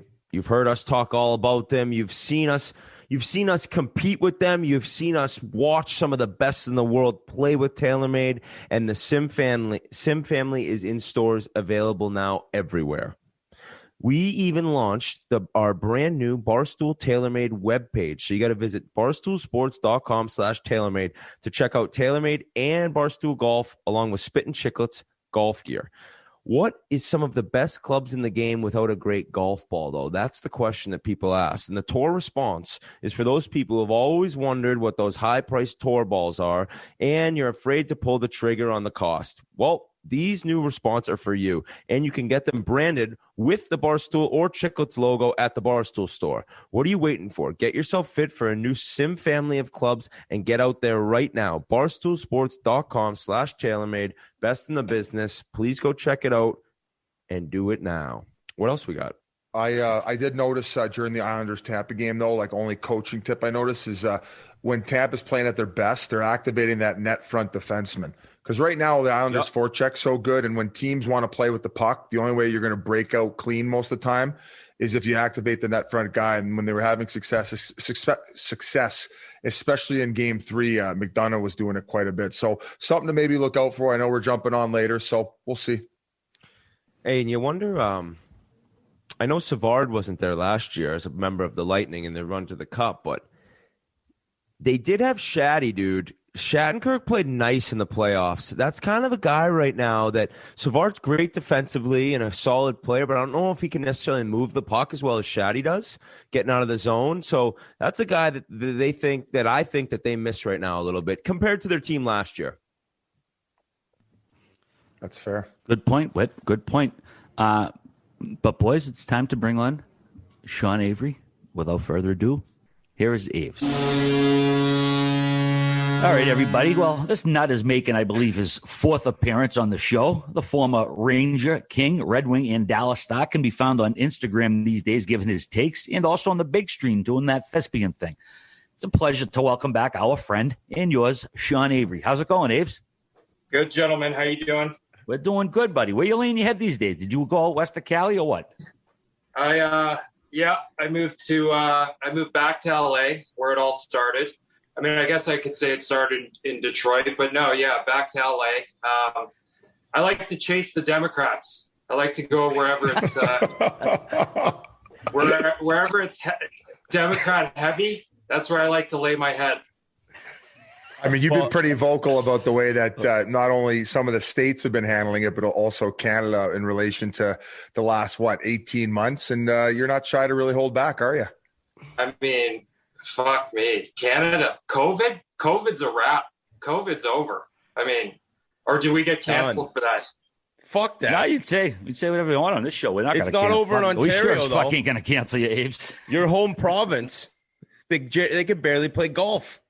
You know what's amazing? Okay, so I've been getting we had COVID when we moved to LA in December. I think we got it on the plane, right? My 3-month-old at the time got it. My wife, I got it. Okay. I didn't even really know we had it. The baby had a fever for 24 hours. He kicked it. He's durable. He's pliable. Babies are good. So 3 months later, my doctor, I got a new doctor in California. He says, why don't you get an antibodies test? And I was like, yeah, okay. At this point, we didn't even know we had COVID yet. So I get an antibodies test, and the test comes back, and my antibodies are like 10.8. They're through the roof. They're high. So that means I just had it, right? I've gotten my antibodies tested every 2 weeks since then. My antibodies are going up after I'm getting more. And so this is what happens, okay? And this is what they're not telling you. Now they're finally telling you this. You don't need, if you had COVID, you have natural immunity. So why would I go and get a vaccine? The whole thing's fucking criminal. It's criminal. In order to keep yourself on the healthier side, though, like on Instagram, I feel that I see you running all the time. You became a big runner. Yeah, that started with the quarantine. I mean, we ran. I trained with Chris Draper when I was playing, and running was always a big part of it. But once the quarantine started, yeah, I found like a new life. Like it's like life changing. And I think, man, during the quarantine, while we were in New York till December, I think I ran on an average 8 miles a day. And now I'm back in the gym a little bit, but yeah, I'm 4 to 5 miles a day every day for sure, 7 days a week. Does it help with your mental clarity when you're getting it out of the way in the morning? Absolutely. Like if I don't run in the morning, I don't even know what would happen. I mean, I always run in the morning. Unless I'm working, I have to run in the morning. And yeah, it does. It's a game changer, you know? Aves, I want to say first off, this past weekend, your first celebration as a father on Father's Day, I believe. So congrats to that. Congrats on being a dad. Your son's very cute. I see him on your Instagrams. The second question I have is, can you explain to me this story of you almost murdering this guy in the car? So first of all, thank you for the Father's Day. How many do you have, Whit? I got 2 now. Wow. I know, dude. It's I don't know how anyone has more than one. I mean, it's just like I thought one was hard. Same here. Now I'm like, Jesus Christ. One was a walk in the park compared to 2, but I digress. Yeah. So I moved into the neighborhood, tight streets, right? I'm in Laurel Canyon, which is one of the canyons in like the Hollywood area. And people drive like fucking lunatics. Now, obviously, New York, I had a penchant for policing the streets just in a different manner. So when I get here, these people are driving like fucking just out of control drivers, right? So and this was early on when everyone's still wearing a mask outside, when clearly you never had to wear a mask outside, but obviously they're still doing it. And they would give me looks and say things to me, right? So this fucking guy lives right behind me, okay? And the first time that he blew by me, he kind of clipped me. Like it was like did he just clip me or was that the wind from his car? So I let it go, all right? Second time he does it, later on, I think a week later, he clips me. This time he fucking clips me, and I know that he clips me. So I do a little double back down the road, and I walked up to him, and some would say that I opened the car door. I think he opened the car door for me. I'm not really sure what happened. And then it just proceeded to, I played a little game with him. I went and sat in front of his car. And then I resumed on my route, and his fucking his side mirror hit my elbow, right? And I got pretty good elbows. I got elbow back in the day.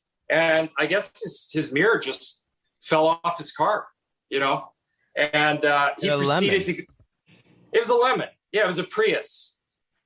So he went to TMZ. He did the whole dance with TMZ, and like TMZ called me. I know everybody at TMZ. Like, I've spoken to TMZ so many times over the years. My buddy calls me. He's like, listen, we just got this video. Is this you? I was like, yeah, it's me. Of course it's me. I mean, who else is it?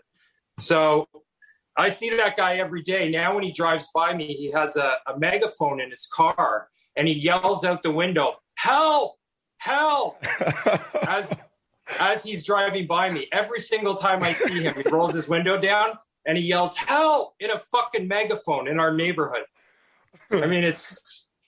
So you got a battle going. You got a battle going on here, like grumpy old men with your fucking neighbor. The neighbor's an interesting situation. I've basically said truce because Hillary said I can't do it anymore. I mean, I would take it.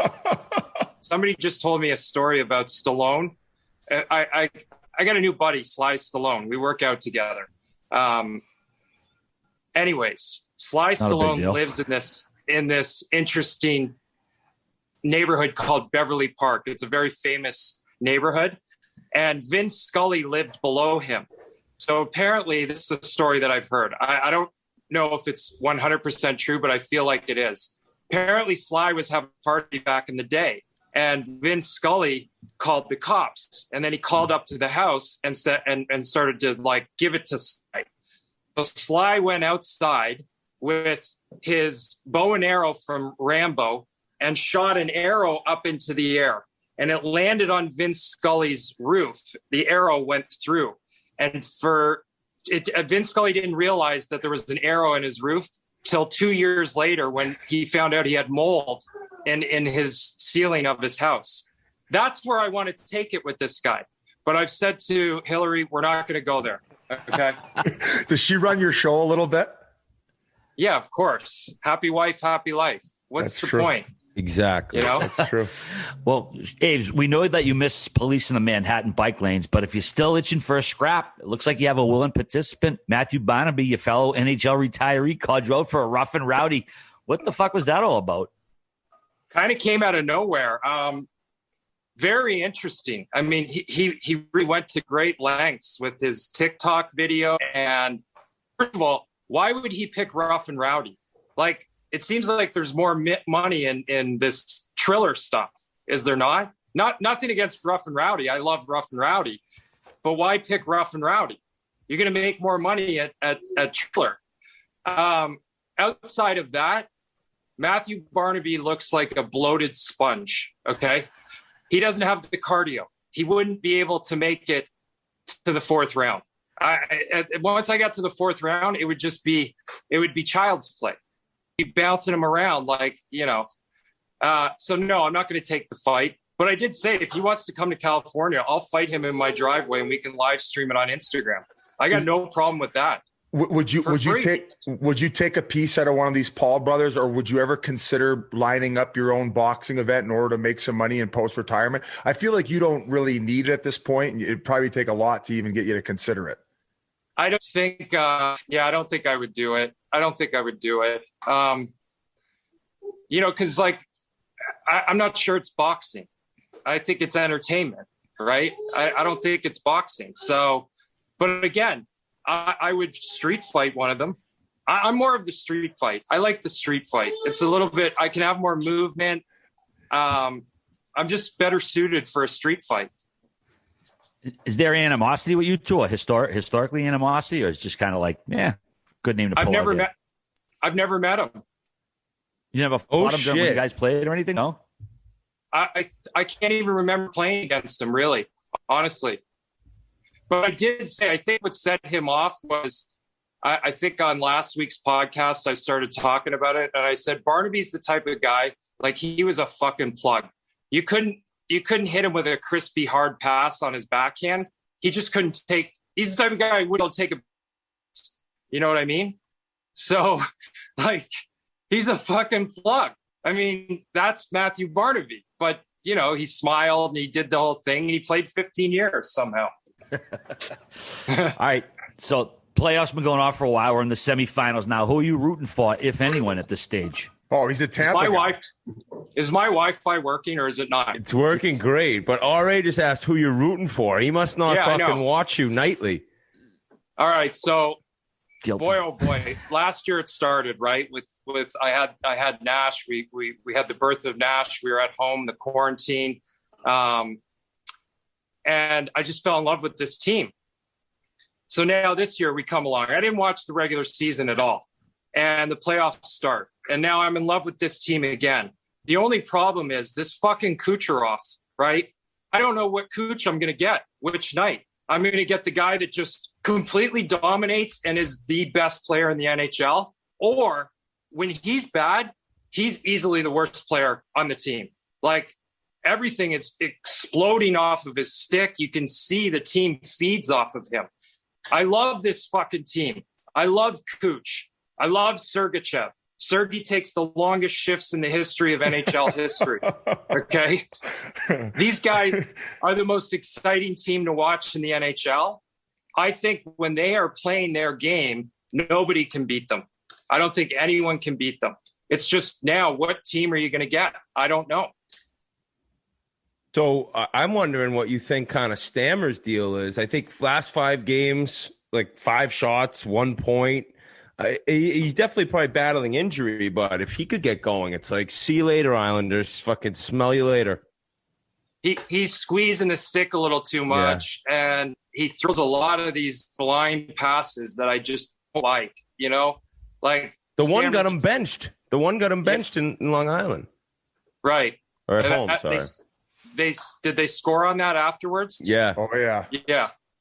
Yeah. Which is crazy because I feel like Coop gives those guys a long leash because you just never know. Like, you blink and all of a sudden they've scored 3 goals. But yeah, I need Stammer to play better. I need him just to play straight ahead. And like, it's funny, as skilled as that team is, the simpler they play, the better they are. Right. And then they can capitalize on those big opportunities. Like, them on the power play is fucking, it's sick. It's sick. But listen, the Islanders, they play a consistent game. They wear you down. They're not I don't love watching them, but if Tampa doesn't play Tampa's game, then they're in a series. If Tampa plays Tampa's game for the rest of the series, they will fucking smoke them, and they'll smoke either Vegas or Montreal. Now, the Montreal thing is just an anomaly. I don't even understand it. Well, before we get to Montreal and Vegas, Islanders do have an X factor as well in Frankie Borelli, and they've been doing these live streams. So I'm sure you've been tuning in, and he has just been an absolute electric factory, and I'm sure helping them win some games. Yeah, absolutely. I say we, like I'm part of the team, like I'm a Tampa Bay Lightning team, like I'm on the team. Frankie's on the team. Stu Feiner into the mix. Stu, I've never done cocaine in my life, but if I ever opened a big bag of blow, I actually want to do it with Stu Feiner. Like, I'd love to see where you just end up. But Frankie's the ultimate jock sniffer. He's a true diehard jock sniffer. You gotta love him. I really do. That's what they do when they make their mom's tomato sauce. They actually grab the jocks and they wring out the sweat, and that's like their special little spice in the Frankie Borelli pasta sauce. Whose jock do they use? Matt Martin's, because he's a handsome fucking bastard. Hey, what do you make of him and him and Bob Maroon? Nystrom's, dude. They have the old Bob Nystrom one that just they keep ringing out. I would say that he's probably one of the biggest man rockets in the league, and him and Maroon have been going at it, and it's been a good battle. And if anything, the depth for the Islanders has kind of stepped up to play more so in the series than maybe Tampa's. Yeah, they're fourth line. Like they can move, right? They play well. Cizikas, Martin. Yeah. But again, I'll come back to if Tampa's top 6 decides to play, this thing's not a series. It's game over. That's how good this team is. And these fucking people sending me messages about how they circumvent cap. Have you talked about this at all? Dude, Dave's fucking Twitter. They call them cheaters. These people are that dumb that they think they're legitimately cheating. It's crazy. Like, think about the depths that you would have to go to try and actually perform that cheat. Oh, like to plan that. Yeah, I know. Yeah. You'd have to get Kucherov to say, okay, I'm going to sit the year out. We're going to have to get you a surgery that's going to make sure that you get back in time. I mean, it's fucking madness. Twitter's madness. Going to hurt your Hall of Fame resume, not to mention any future bonuses and future statistics. It's just crazy talk. It's like I feel like we're giving it too much time. Aves, Witt did say if the Islanders win, he would wait tables at Borelli's for 2 nights. He might need a busboy. Yeah. I just don't want to put Witt in danger. You know what I mean? Like, I think I'm already in a lot of it. Really? Well, if that's the case, then I might come in and I'll just fucking... Thank you. And we can get Stu to bring us a bunch of gator lines. We can honk in his kitchen and maybe throw in some of the pasta. I'm in. I'll fucking wait tables for that. Hey, Abe, you think Tampa smokes Vegas too? If they get through? I think Tampa smokes Montreal. I think Vegas lines up better against Tampa. But again, I don't understand what's wrong with Vegas. Like, what's going on with them? Stevenson is turning out to be, a huge loss for them because he plugs up that middle on that top line where he's just so consistent. He distributes the puck well. He forechecks well. And it's kind of, I don't know, obviously hurt their scoring. I mentioned this. I said they had a harder time against Minnesota than they ended up having against against Colorado. In the games where Minnesota was dialed in defensively, Vegas couldn't score. I think they were shut out twice in that series. So the way it's playing out now, and obviously they were lucky enough to squeeze one out in game 4 there, much like Montreal was in game 3. But I just feel that this really boring defensive style and giving them opportunities from the outside just kind of puts them to sleep essentially. Yeah. I guess the other thing is this DeBoer and the way that he just flips goalies. Like, it's crazy. Why would you start Lehner? Like, what? I don't know what that does to your. Like, how do you get Fleury to look you in the eye and go, I don't know, maybe these guys are the ultimate team guys, but I just don't understand it. And they won the game, right? It worked out. I know, but here's the thing. Now, what do you do? It's like, I don't know who are they starting game 5? You have to start Leonard at this point. I would say you go back to Fleury. Really? Well, hear me out. Leonard said it exactly in his press conference. He goes, I know exactly what my job is right now. Without Fleury, we wouldn't be in this situation. My job was to come in, make sure he was able to get rest, and that's exactly what he did. I don't necessarily blame that gift goal at the fact that he wasn't rested and it was a mental lapse. It was just to be a flat out gift.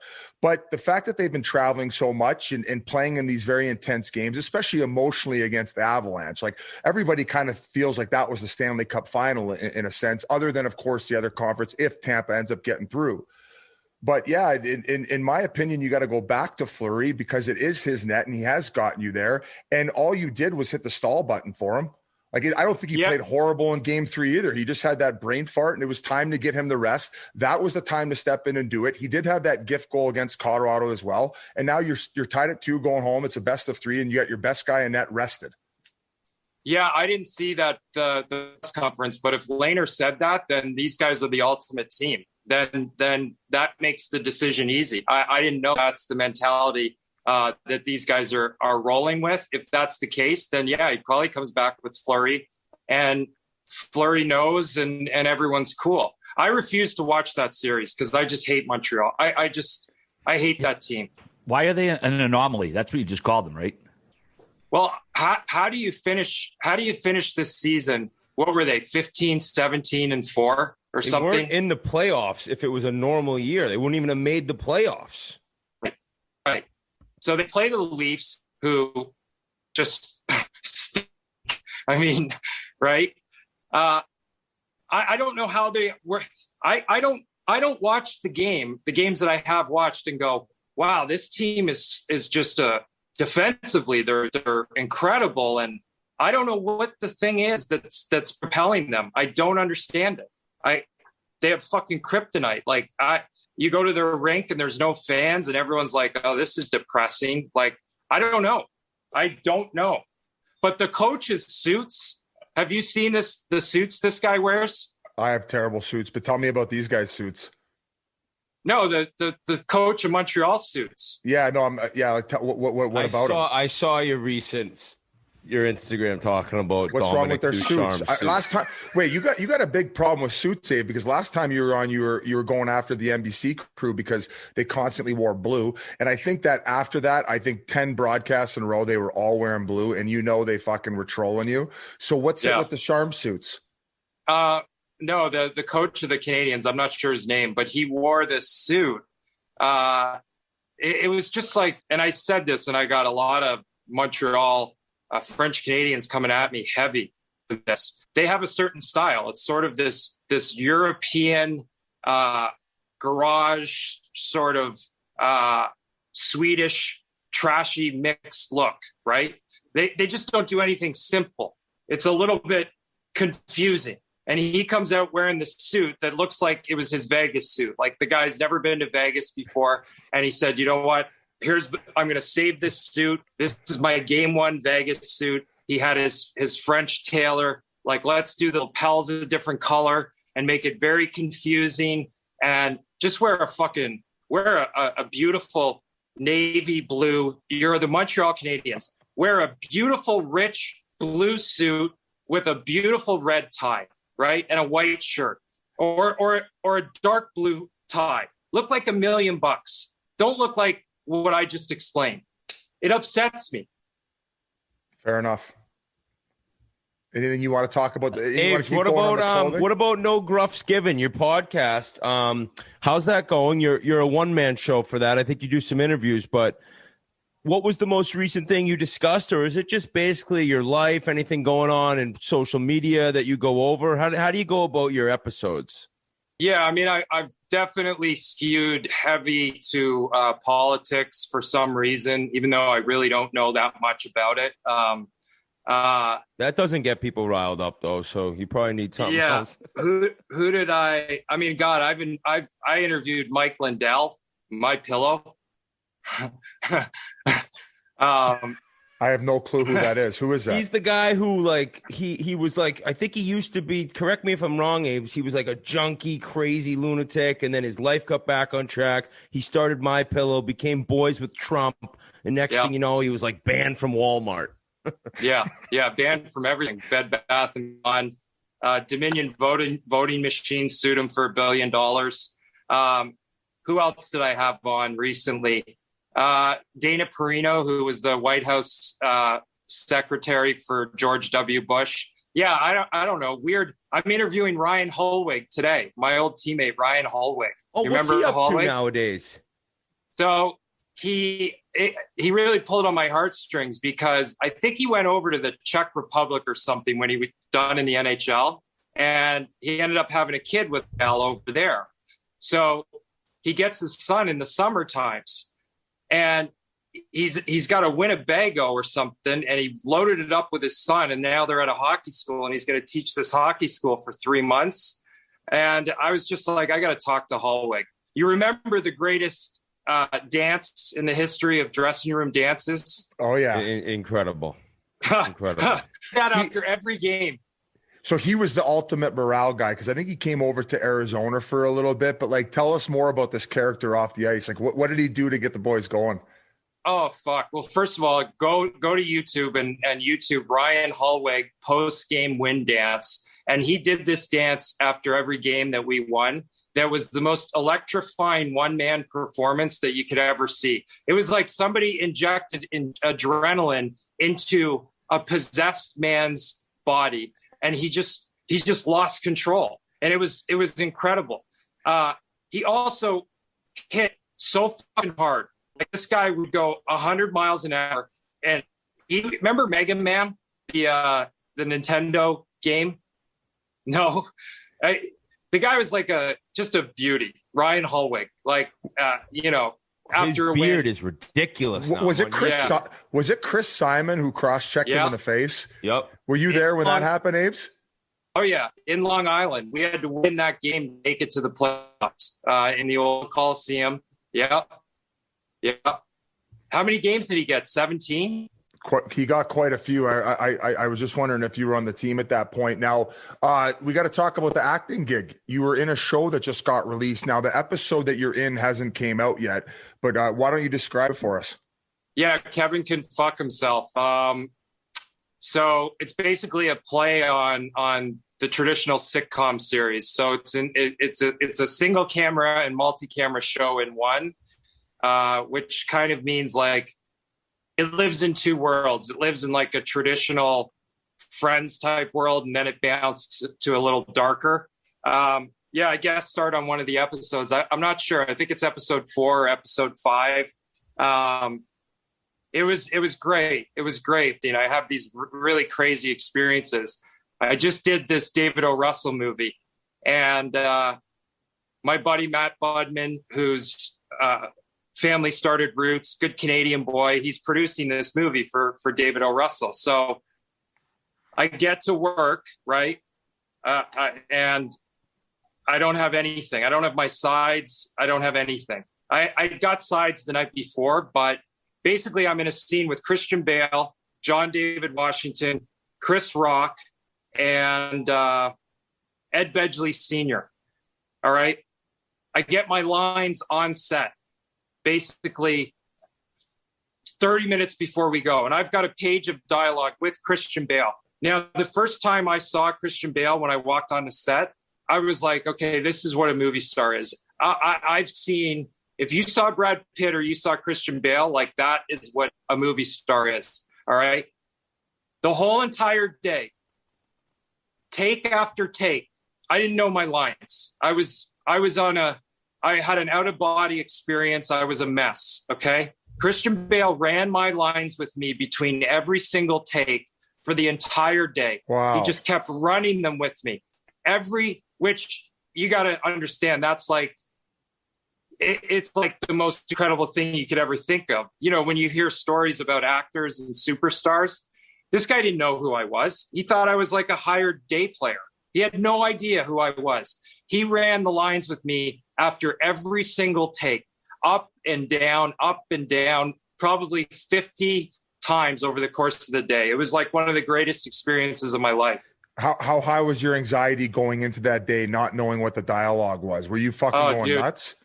Oh man, I didn't. Just a panic. Like a panic like you've never experienced. I had a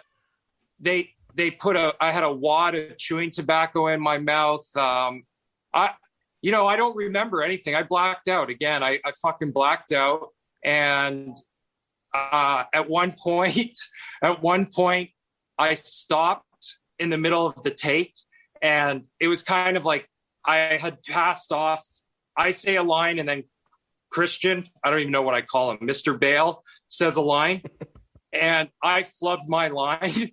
And at this point, I was so rattled. I was just like, oh, for fuck's sakes. And I threw my hands up in the air. And all I could hear was Bale laughing. And I could hear David O. Russell screaming from behind the camera, Sean, don't stop in a take. Keep going. And I could just hear Bale's laughter like increasing. And then he couldn't finish the scene because he was laughing so much. I was a fucking mess. Hey, other than that, outside of the work aspect, did you get to shoot the shit with him? A little bit, yeah. Like we just worked all day, so not really. Like I don't even think we broke for lunch. But he was, what a guy, man. What a guy. And, you know, if you, again, go to YouTube and watch him on Terminator when he goes crazy on the lighting guy. Oh, he lost his mind. So he's obviously intense on set, kind of like you mentioned about the last director you work with. I forget the movie, Tenet. Yeah, Christopher Nolan. Hey, so I watched that movie. I'll say, like, obviously the cinematography was great, but it was a fucking confusing movie to me. And it's just, Aves, no offense, I never even got to your scene. I might just have to go watch it again just to get to your gig. Dude, we didn't know. We had no idea what it was about while we were making it. You got to watch it with with the closed captioning on it. It took me 10 times before I was like, oh, I get it. I watched it 10 times. Yeah, David O. Russell, that's a movie that's a talk of Hollywood right now too, isn't it? I mean, there's all these mega stars in it. It doesn't have a title yet. It's been kind of a secretive deal. He's an interesting fellow to work for too. I know he had some on-set issues back in the day. Oh yeah, Clooney got in a fight with him, right? What? Yeah, George Clooney on the set of Three Kings. Excellent movie, by the way. Excellent movie. Watch David O. Russell's meltdown on set with what's the actress's name? Oh, Lily Tomlin. I had Huckabee. Yeah. So those are widely known, right? And I'm on set with both of these guys, and I'm fucking messed. And you can't remember what was going through my mind. Hey, you know what's weird though is like from what I heard from Christian Bale flipping out, like who would have ever thought he would have like taken the time to do that with you? Obviously, he's not just a dickhead. The guy's the ultimate mensch. Like he looked in my eyes. He knew that I got a curveball thrown at me, that I got the lines handed to me in the morning, and he did what every superstar would do, right? A Steve Yzerman, any of these guys. Like he carried me because that's why you're a superstar. And I'll never forget it, man. The guy is like, hopefully I'll see him at some point, sometime, and I'll explain to him what he did, and we'll probably have a laugh because I'm sure he's going to remember it. There's no question. Since we're on the topic of movie stars, you already mentioned Sty Stallone, and he's your new workout buddy. How did that end up happening? And what, you guys will just go grab lunch together? So I worked. Did I say Sty Stallone or Sly? Sty. Oh, I fuck up my words around here. You know what's going on. That made the War Dog laugh. Me too. Sly Stallone. I worked out with the legendary Gunnar Peterson. Gunner's he's kind of a Hollywood celebrities forever, right? Yeah. Remember when J-Lo and Affleck were together the first time? It blossomed at Gunner's gym. So I worked out at Gunner's gym, and Sly works out before me, and we just clicked. But I got to tell you, like, Sly Stallone curls 80-pound barbells each arm. He's 75 years old. Okay. This guy he's Rocky. He's fucking Rambo. He's everything. He's the coolest guy ever, really, I think. Like, even in real life, he's fucking Stallone. I mean, so yeah, we worked out, and we talk shop, and he tells me stories, and oh man, he's what a guy, man. What a guy. Like, hey, we don't know each other too well, but I got this neighbor, and what should I do? We got to deal with him. He's like, all right, here's the plan. Yeah. Abe's, any movies lately stick out to you as a favorite of yours, or shows or anything?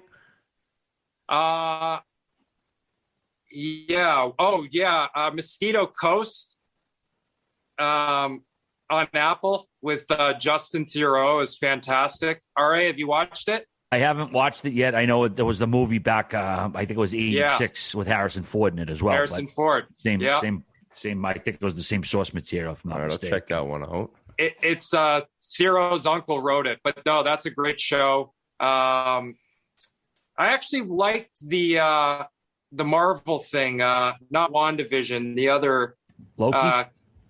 No, not Loki. The other one in between that. Loki and WandaVision between. No, you're not talking about the Mandalorian.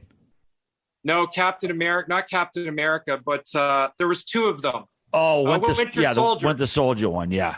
Yeah, it was pretty good. You guys aren't talking about that like 1871 movie, are you? The one where they filmed it all in one shot? No. No. But that was 1971. I think it was like 1917. Well, I think everybody knows what I'm talking about. I'll just throw some numbers out there. What else you got going, Aves? Tell us what you got. I mean, you got your beautiful kid, your beautiful wife. You're in LA now. Do you have any other aspirations as far as things you want to accomplish? You got the training going. You got the acting going. I know. We haven't talked about cameos yet, which at this point you're probably one of the most famous people on Cameo. And I think Kerry Fraser was mentioning it. Even he'd heard about your cameos. Oh, wow. Yeah. Yeah. Somebody wrote a thing on Barstool. The Barstool employees are doing them now, right? And somebody wrote an article talking about how he got a cameo request and he had to sit on it for a few days to think about how to fulfill it. It was talking about some other guy's wife's tits or something. I can't remember, but I was. Yeah, White Sox Dave, that wacko. Right. Like, I get cameos and I just go. Like, there's no thought. I don't sit and think. It's like I see the cameo come in, boom, I unleash it. I let it rip.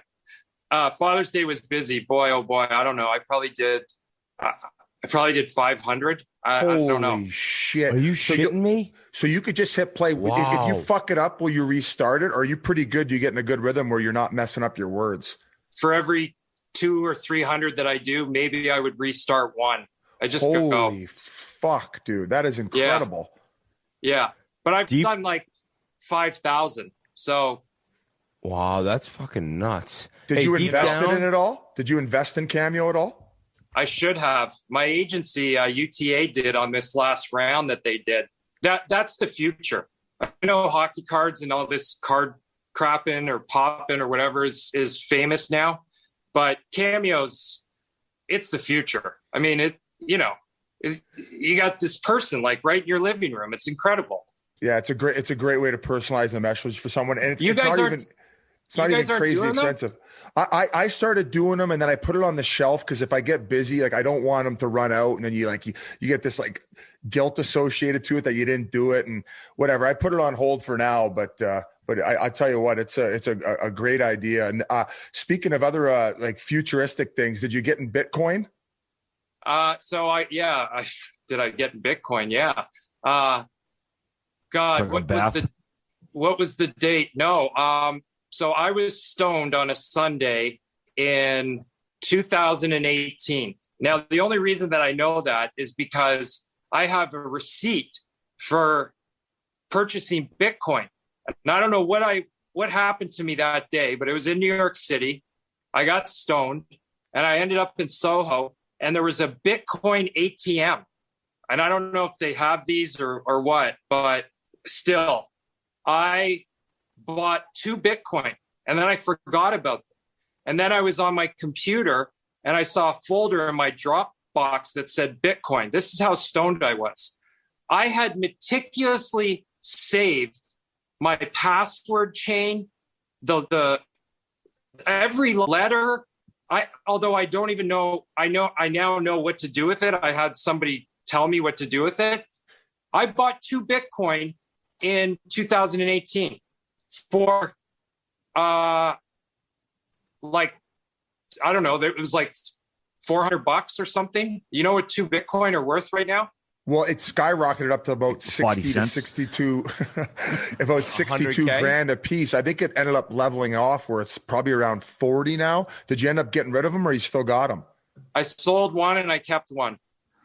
Yeah, because we won them when we had that NCAA tournament. We all won a piece of it, a portion of Bitcoin. I never got mine. Well, I got a piece, Aves, and it was worth like whatever percentage. I don't even know. Sorry to pop the P. It was $3,700 worth. Like $3,800. I'm like, well, am I going to sell it? I'm like, no, I'll leave it. I got it for nothing. Well, what I got was initially $3,800 is worth like $2,000 right now. So I'm like, well, if I didn't sell it at 38, I'm not going to sell it at 2. So I'm just going to leave it. And you got to just hold it forever now. Yeah. You think it's going to the moon, Aves?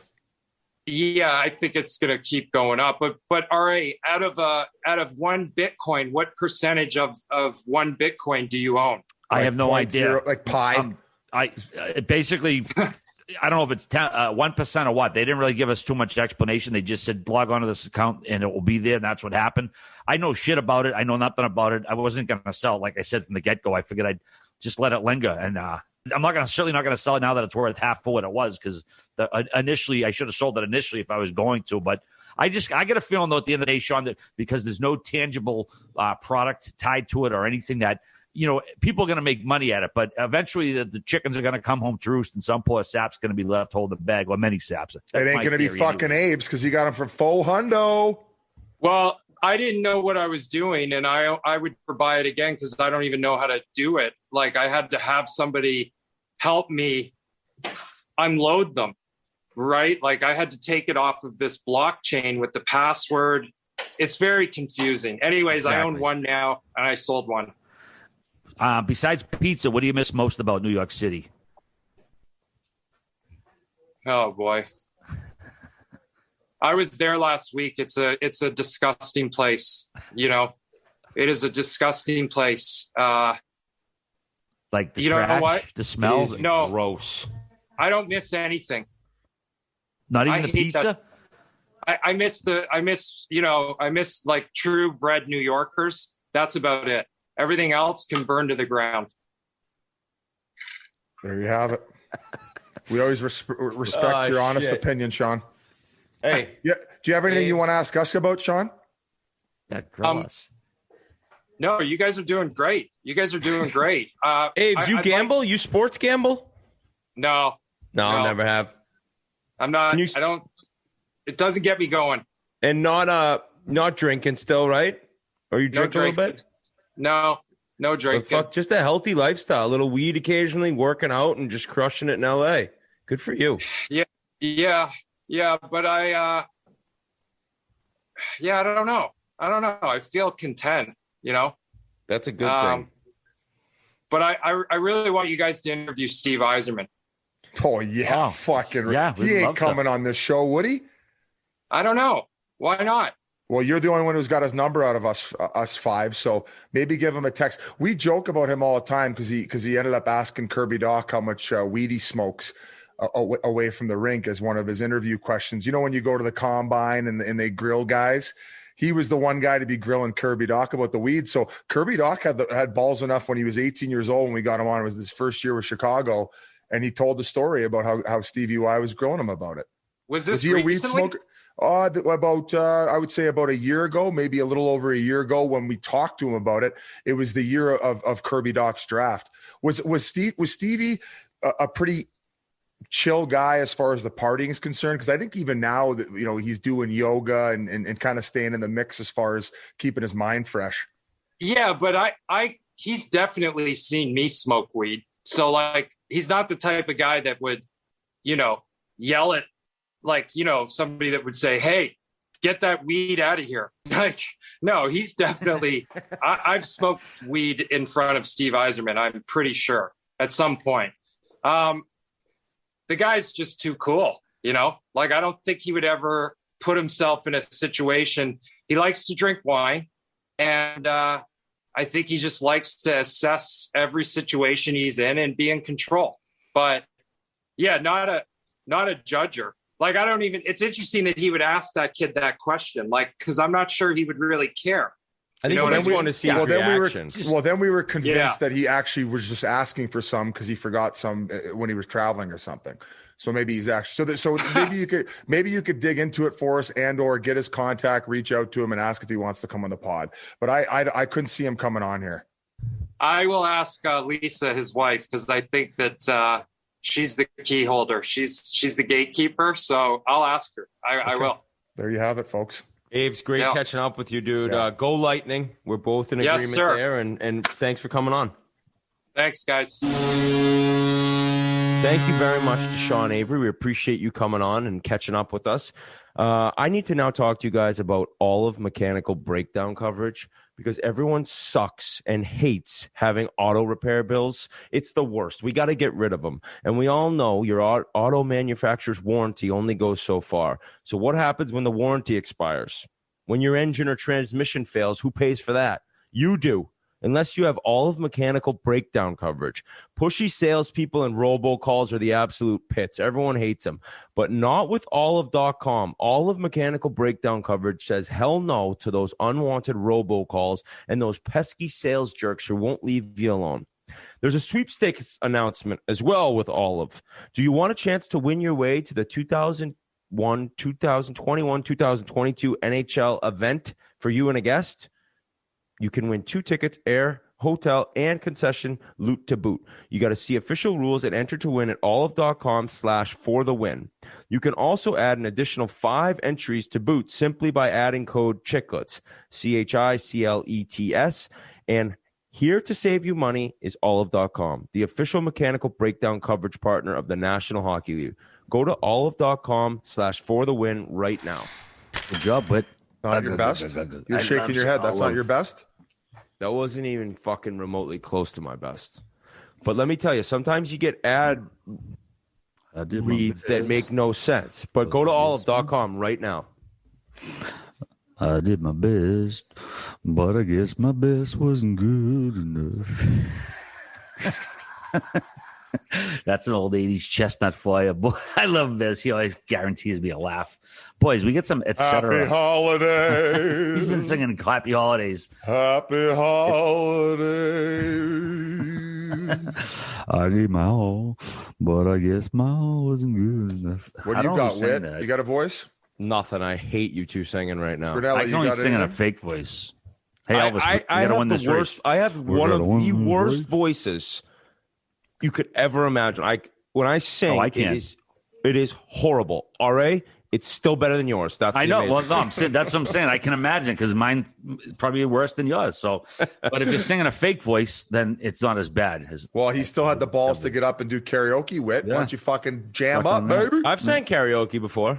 Oh, have you? What's your go-to? I don't have a go-to, but the last time I did it, which was Dumbo. At least 10 years ago, I did We Didn't Start the Fire by Billy Joel, which is hard because he talks really fast in it. That's a tough one. But I know all the words, except for there's one area I get a little. But other than that, I saw that tour actually. The Stormfront tour. Yeah, 1989, December at Worcester Centrum. I saw Billy Joel for that exact album tour. Good stuff. Really? Yeah, Billy Joel. Yeah. He wasn't even at the Boston Garden in 1989. No, dude. Back in the late, the 80s and even into the 90s, a lot of artists did not want to play the Garden because it was so old. It had no AC. Oh, bad acoustics. Bad acoustics. And a lot of prominent artists wouldn't come here. You'd have to. The real rockers. What do they love? Stinking and sweating all over the place with the BO. But they want their music to sound good. Yeah. I think. Yeah. Oh, the sound wasn't great either. Oh well, you don't want all of that. I mean, there was no. Put it this way, because there was no air conditioning at the original Boston Garden or the Boston Garden. It's the Boston Garden. They had no AC in there, so bands are they just would rather go to Worcester. They didn't give a fuck. It wasn't like they lived in Boston, had to drive to Worcester. They would just fly to Worcester. You know, one of the best concerts I've ever been to, and I knew nothing about him. I went with my wife. Ed Sheeran. Holy shit. 3 hours. This guy was on stage. What's up? Is that when Ryder was made? No, that was the summer. Ryder was made in March. It was 3 hours of the guy by himself on stage, crushing it, packed Gillette Stadium. And then at the end, he starts rapping. He was one of the most talented individuals I've ever seen. The guy was the man. We've talked about it on the podcast before, but there's a backstory to him living on Jamie Foxx's couch at some point. So I don't know. We don't need to dive too much in. I think when I told this story originally, you told me that story. So I apologize. I saw Michael Bolton in concert before, not the guy from Office Space, the real Michael Bolton. You did? Yeah. Long hair? Yeah. Long hair, don't care. What made you go to that? Was it a date? I wouldn't call it that. What made me go to that was that my mother's boyfriend at the time, I hated so fucking much that I wanted to buy her tickets to see him because she liked them, but I would not give her 2 tickets so she would go with him. So I got 2 tickets and gave her 1 so that I would go. So I hated her boyfriend so much I sat there and sat through Michael Bolton just so her asshole. How old were you? At the time. Fuck, that was, I don't know, it was 18, 19. That was probably 30 years ago, yeah. What a man. No. A woman. He said that's his song. No, fuck no. Percy Sledge sang that motherfucker, but he remade it, and then he did a bunch of his own originals. But yeah, I get no beef with Michael Bolton. I wasn't going to see him on my own, but I'd be damned if I was going to pay money. We're going to start doing RA karaoke for our intro songs, and we can move on. Love is a wonderful thing. Who's that? I love how it drives fucking. Went crazy when I sing. It doesn't really drive me crazy. I just think of the guy punching the roof in his car. Don't worry about me, man. All right, moving right along, as Fozzie Bear would say. Jason Spezza re-ups for another year with the Toronto Maple Leafs. Deservingly so. He's going to make the NHL minimum, $750,000, and he said he would actually take less if he could. Alas, he can't. The union won't let him, but He had, 30 points in 54 games last year. And even more impressive, 5 points in 7 playoff games. I mean, this guy was, of all the problems you had on the Toronto roster during the playoffs, Biz, Jason Spezza wasn't one of them. No, somebody had a funny tweet afterward, like his agent, like, no, shut Don't up. say that, you fuck. Yeah. But I think he's probably free. He's probably made him enough money in his agent career. But it's great. Hometown kid, and another year and a chance to win a cup. I mean, they still got the core group. Let's hope they can figure out the other tweaks and fuck off. Yep. So just dump it in. I'll pick it up for you. Blake Como re-upped with Dallas, 1 year, $1 million deal. The 35-year-old had 4 goals and 10 assists in 51 games last year. Wait, did you play with him or not? Or am I imagining that? No, never got to play with him. I just remember playing against him. Just hard worker, in your face, good player, man. The guy's kind of a beast out there. Yeah, still getting it done at 35. We have some awards to get to as well. And the Selke was the Selke finalists. We announced them last week. And the winner, Alexander Barkov, Florida Panthers. I don't know if it was a huge surprise. I think some people are surprised by it. He beat out Bergeron and Mark Stone. And then you got this fucking dork, Mark Lazarus, who writes for The Athletic. I don't like the guy. I'll be up front with him. He's talked shit on the past about because of who we work for in Barstool. He's one of these goofballs who reads their fucking 3 or 4 clickbait articles and determines he doesn't like a group of people. His ballot was Deneau, Barkov, Eriksson Ek, Marner, and Stone. He opted to leave Patrice Bergeron off his Selke ballot, and I'm not even mad at him for that. I don't like the guy anyways prior to his ballot this year. But, I mean, I think you're almost... I think you're almost jackwagon you have to be to leave Bergeron off your Selke ballot. I think you're almost better off just making the ballots not public. Because I swear to God, that guy's doing that so that we're doing this right now. It's like there's just no explanation for it. Why would you do something like that? Oh, because everyone's going to see I did that, and then I'm going to get a little traction, and people are going to talk about it. Because there is no other way to explain it. And then when he was on Twitter, he was like, "Oh, the most rational fan base out there, Boston." And he was almost antagonizing Boston fans. And trust me, I don't give a fuck about that. I said, the guys, he's talked shit about what we do and what our company, and he even said, "Oh, Barstool would never get a press pass." And it's like, asshole, I've had one for fucking 10 years. He's just a fucking donkey. I don't care for the guy, but either way, to leave Bergeron off your ballot, it just speaks to your credibility as a hockey writer, no? Yeah, well, we could talk about the winner, Barkov. I think Keith Yandel has said the best hockey player he's ever played with. Just so complete, does everything, both sides of the puck. I cannot imagine this is the only Selke he'll end up winning in his career. Took him a little bit of time to break through and beat Bergeron and the guys who are always up in the mix for the Selke. But what a player he is, and he's so big and strong. So that's a cornerstone that Florida really can build around and is doing. It's just amazing to see how good he is and how durable he is too, because there's times he takes big hits, he gives big hits, he's not easy to play against, and he just shows up. So an awesome player for Florida. Well said, Whit. I got nothing, all right. What was the issue with online people going nuts about the Lady Bing? Did you see this? Were people really going crazy about it? No, people were all rattled like this. I couldn't understand what the issue was, though. Slavin's deserving winner of that award. It's because that asshole, and I'll shit on another mainstream media member, Damospin, that fucking Damian Cox dingbat up in Toronto. He was saying if you voted for Slavin, you got it wrong. He made this stupid declarative statement. He had Kanye. You never go full Kanye. Yeah, he's just I mean, I think it was who was it? David A. is his wife, who he suited up for Carolina when they beat Toronto, and she was like anybody who cares about hockey just disregards his opinion. He's just like Steve Simmons. They just say shit to rabble rouse people, get them all fired up. But at the end of the day, nobody really gives a shit what they say. So I'm gonna let you finish. I'm gonna let you finish. Either way, Jacob Slavin did win the Lady Bing, well deserved, obviously, but. Yeah, 2 penalty minutes this year, playing a lot of minutes every game, and I'm pretty sure it was a puck over the glass delay a game. So to match up against the other team's first lines and not take a penalty is wild stuff. Not many defensemen in the history of that award have taken it down. I guess there's certain D-men who would never want to be up for the award, but he's a guy who gets his job done while having sportsmanlike tendencies. Holy shit, you're on fire in the back nine here. I'm really not, though. I feel like a fucking mutant right now ever since that ad read. I honestly don't remember. Did I read that guy's ballot for Selke? Yes. I kind of went white for a second. All right. You did. Oh yeah, you are humming right now. You got your fucking. Who else are you gonna get? Let's see. Hold on. Gun down somebody else. All right. I got to reload something here. Rob Brindamore. I'm definitely not going to shoot at him. He got extended his contract 3 years in addition to his whole staff. And then later that day, he goes out and wins the Jack Adams Trophy.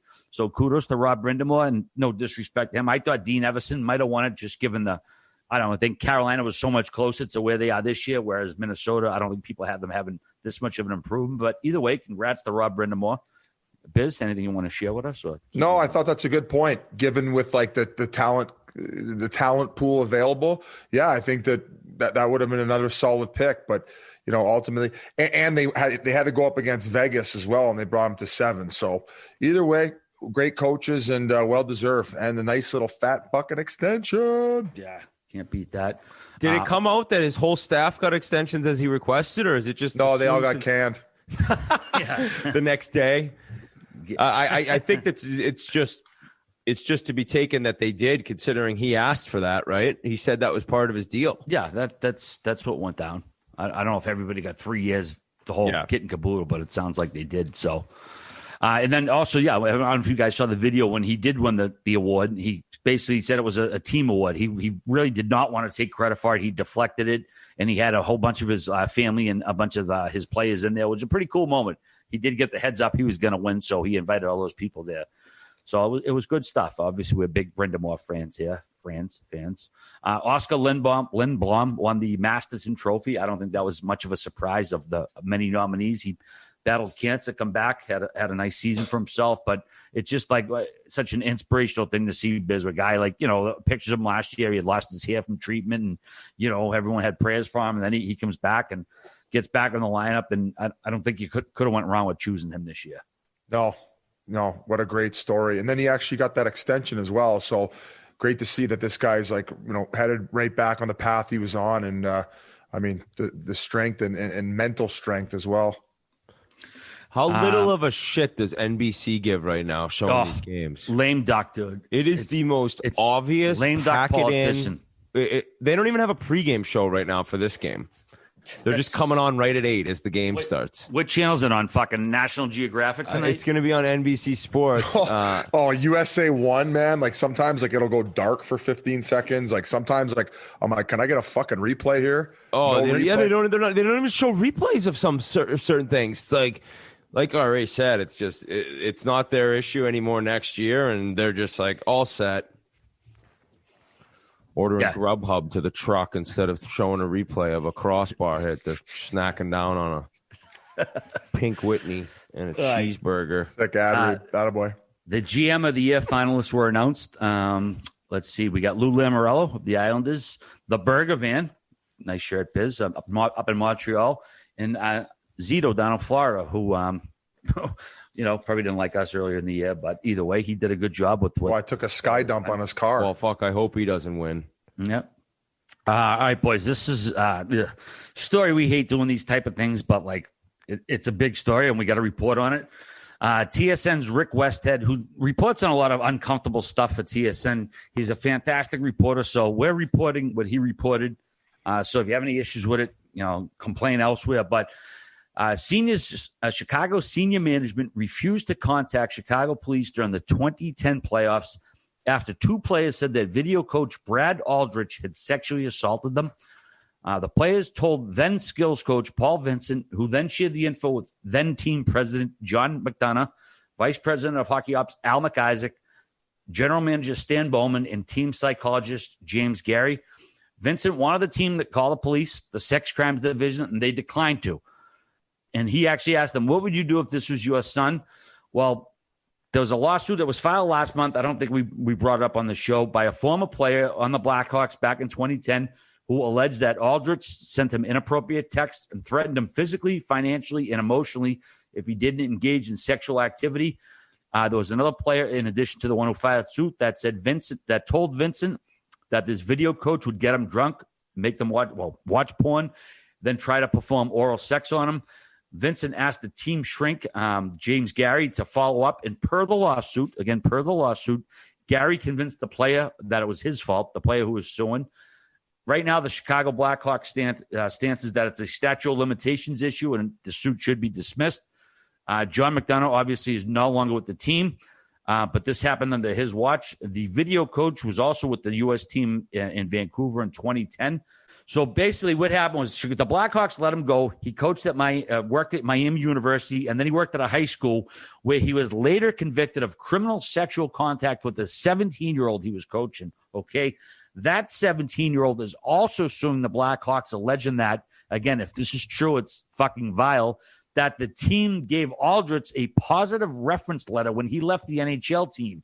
In other words, the Blackhawks knew that he tried to assault or did assault two of their players, and they gave him a reference letter, and then he in turn got another job in which he was able to fucking assault a player of his, and that player is suing the Blackhawks. So it's just fucking ridiculous, man. Like I'm in Boston. You're from here. We had the Catholic Church here for the last fucking 30, 40 years. Plus, in addition to all the other disgusting shit that people do to kids, the fact that people would fucking protect like the people who do this and perpetrate it in this day and age, knowing what the fuck, man? Like the Blackhawks, we've had a good relationship with them over the years, but like they need to answer for this. They can't say like, oh, this happened legally and the statute of limitations. Like Chief wrote in his blog, like, yeah, you can say it legally, but morally, how the fuck do you have this guy on your payroll and then sign a fucking letter for him like, hey, yeah, this guy's a ringing endorsement, and where he goes and he molests a fucking other kid or assaults another kid and scars him. It's disgusting, man. That again, this is all alleged. It's all reported. We're not saying it's a fact 100%, but the fact that an NHL team would in this day and age like lean on the side of a fucking sex offender, it's horrific, man. And you know, John McDonough, he already got fired. He's got something to answer for. Obviously, he's probably not gonna. He doesn't need to on our account, but it's fucking disgusting that this stuff goes on in this day and age, and that an NHL team may have been party to it, signing off on a reference letter, man. I get fucking heated because I grew up with kids who went through this shit in Boston. Fortunately, never for the grace of God, it wasn't me, but like this ruins lives, man. And like the fact that people know this, there's no excuse anymore to let a guy do this shit and then move him along to the next one. It's fucking abhorrent and disgusting. And this fucking team needs to answer questions. Well said, already. Just really well said. A horrible situation. I actually, I forgot. I didn't remember him, and then once it came out the story and that he was in Vancouver when I was there, I remember he's a creep. And to think about the fact that like they knew is what's shocking, and what I'm happy to hear and all that is I've been, and not surprised in the least, I've been good friends with Paul Vincent for 20 years longer. The guy taught me how to skate. He is an amazing guy. And like to know that he went forward and was like, you guys got to do something about this, and that they didn't. And he was like trying to help these kids. It's like, what the fuck? And I've also seen the argument or heard people say like, pro hockey players, you're with this guy, like, why don't you sucker him if he's telling you he wants to give you a blowjob? But like, how are you supposed to say that? This guy could have been telling him like, I'll get you sent down, you'll never play in the NHL. Yeah, like everyone's fucking John Wayne on Twitter too. Sorry, Whit. That's the other thing that pissed me off too. Go ahead. Yeah, it's just it's for kids for guys who are obviously not on the playing on the team, that black aces and dreaming of playing the NHL, and you got a coach on the staff like saying the shit to you. It's like, how are you supposed to immediately think that if you were to sucker him or do something that you wouldn't end up like, oh, it's a he said, like, well, it's just a horrible situation. And to know that they knew about it is wild, because this story came out a few months ago and I don't even think we talked about it because, at that time there wasn't much proof. But then the story breaks from this TSN reporter and how the team knew. And if that's true, you got some issues. Yeah, that's brutal. That's brutal. Got some big issues there. And then, Paul Vincent said that the shrink there who they told, he went to one of the players and convinced that player that it was his fault and that, he shouldn't have done this or done that. So it's like, okay, so you have this guy covering up to to make it happen. Like, okay, to me, it's like, all right, well, if one guy's covering up for another, unless you're like somehow like doing the same thing or whatever, I'm not saying this psychologist is, but what the fuck is your incentive to cover for these people for? Like, you know what I mean? Like, why are you covering for these maybe people? to not make my the only team, other thing, and remember, like, we've been going on about this, is to not disrupt anything when they think they have a chance at winning, and ultimately, like, if that's the answer, it's like it's beyond horrific.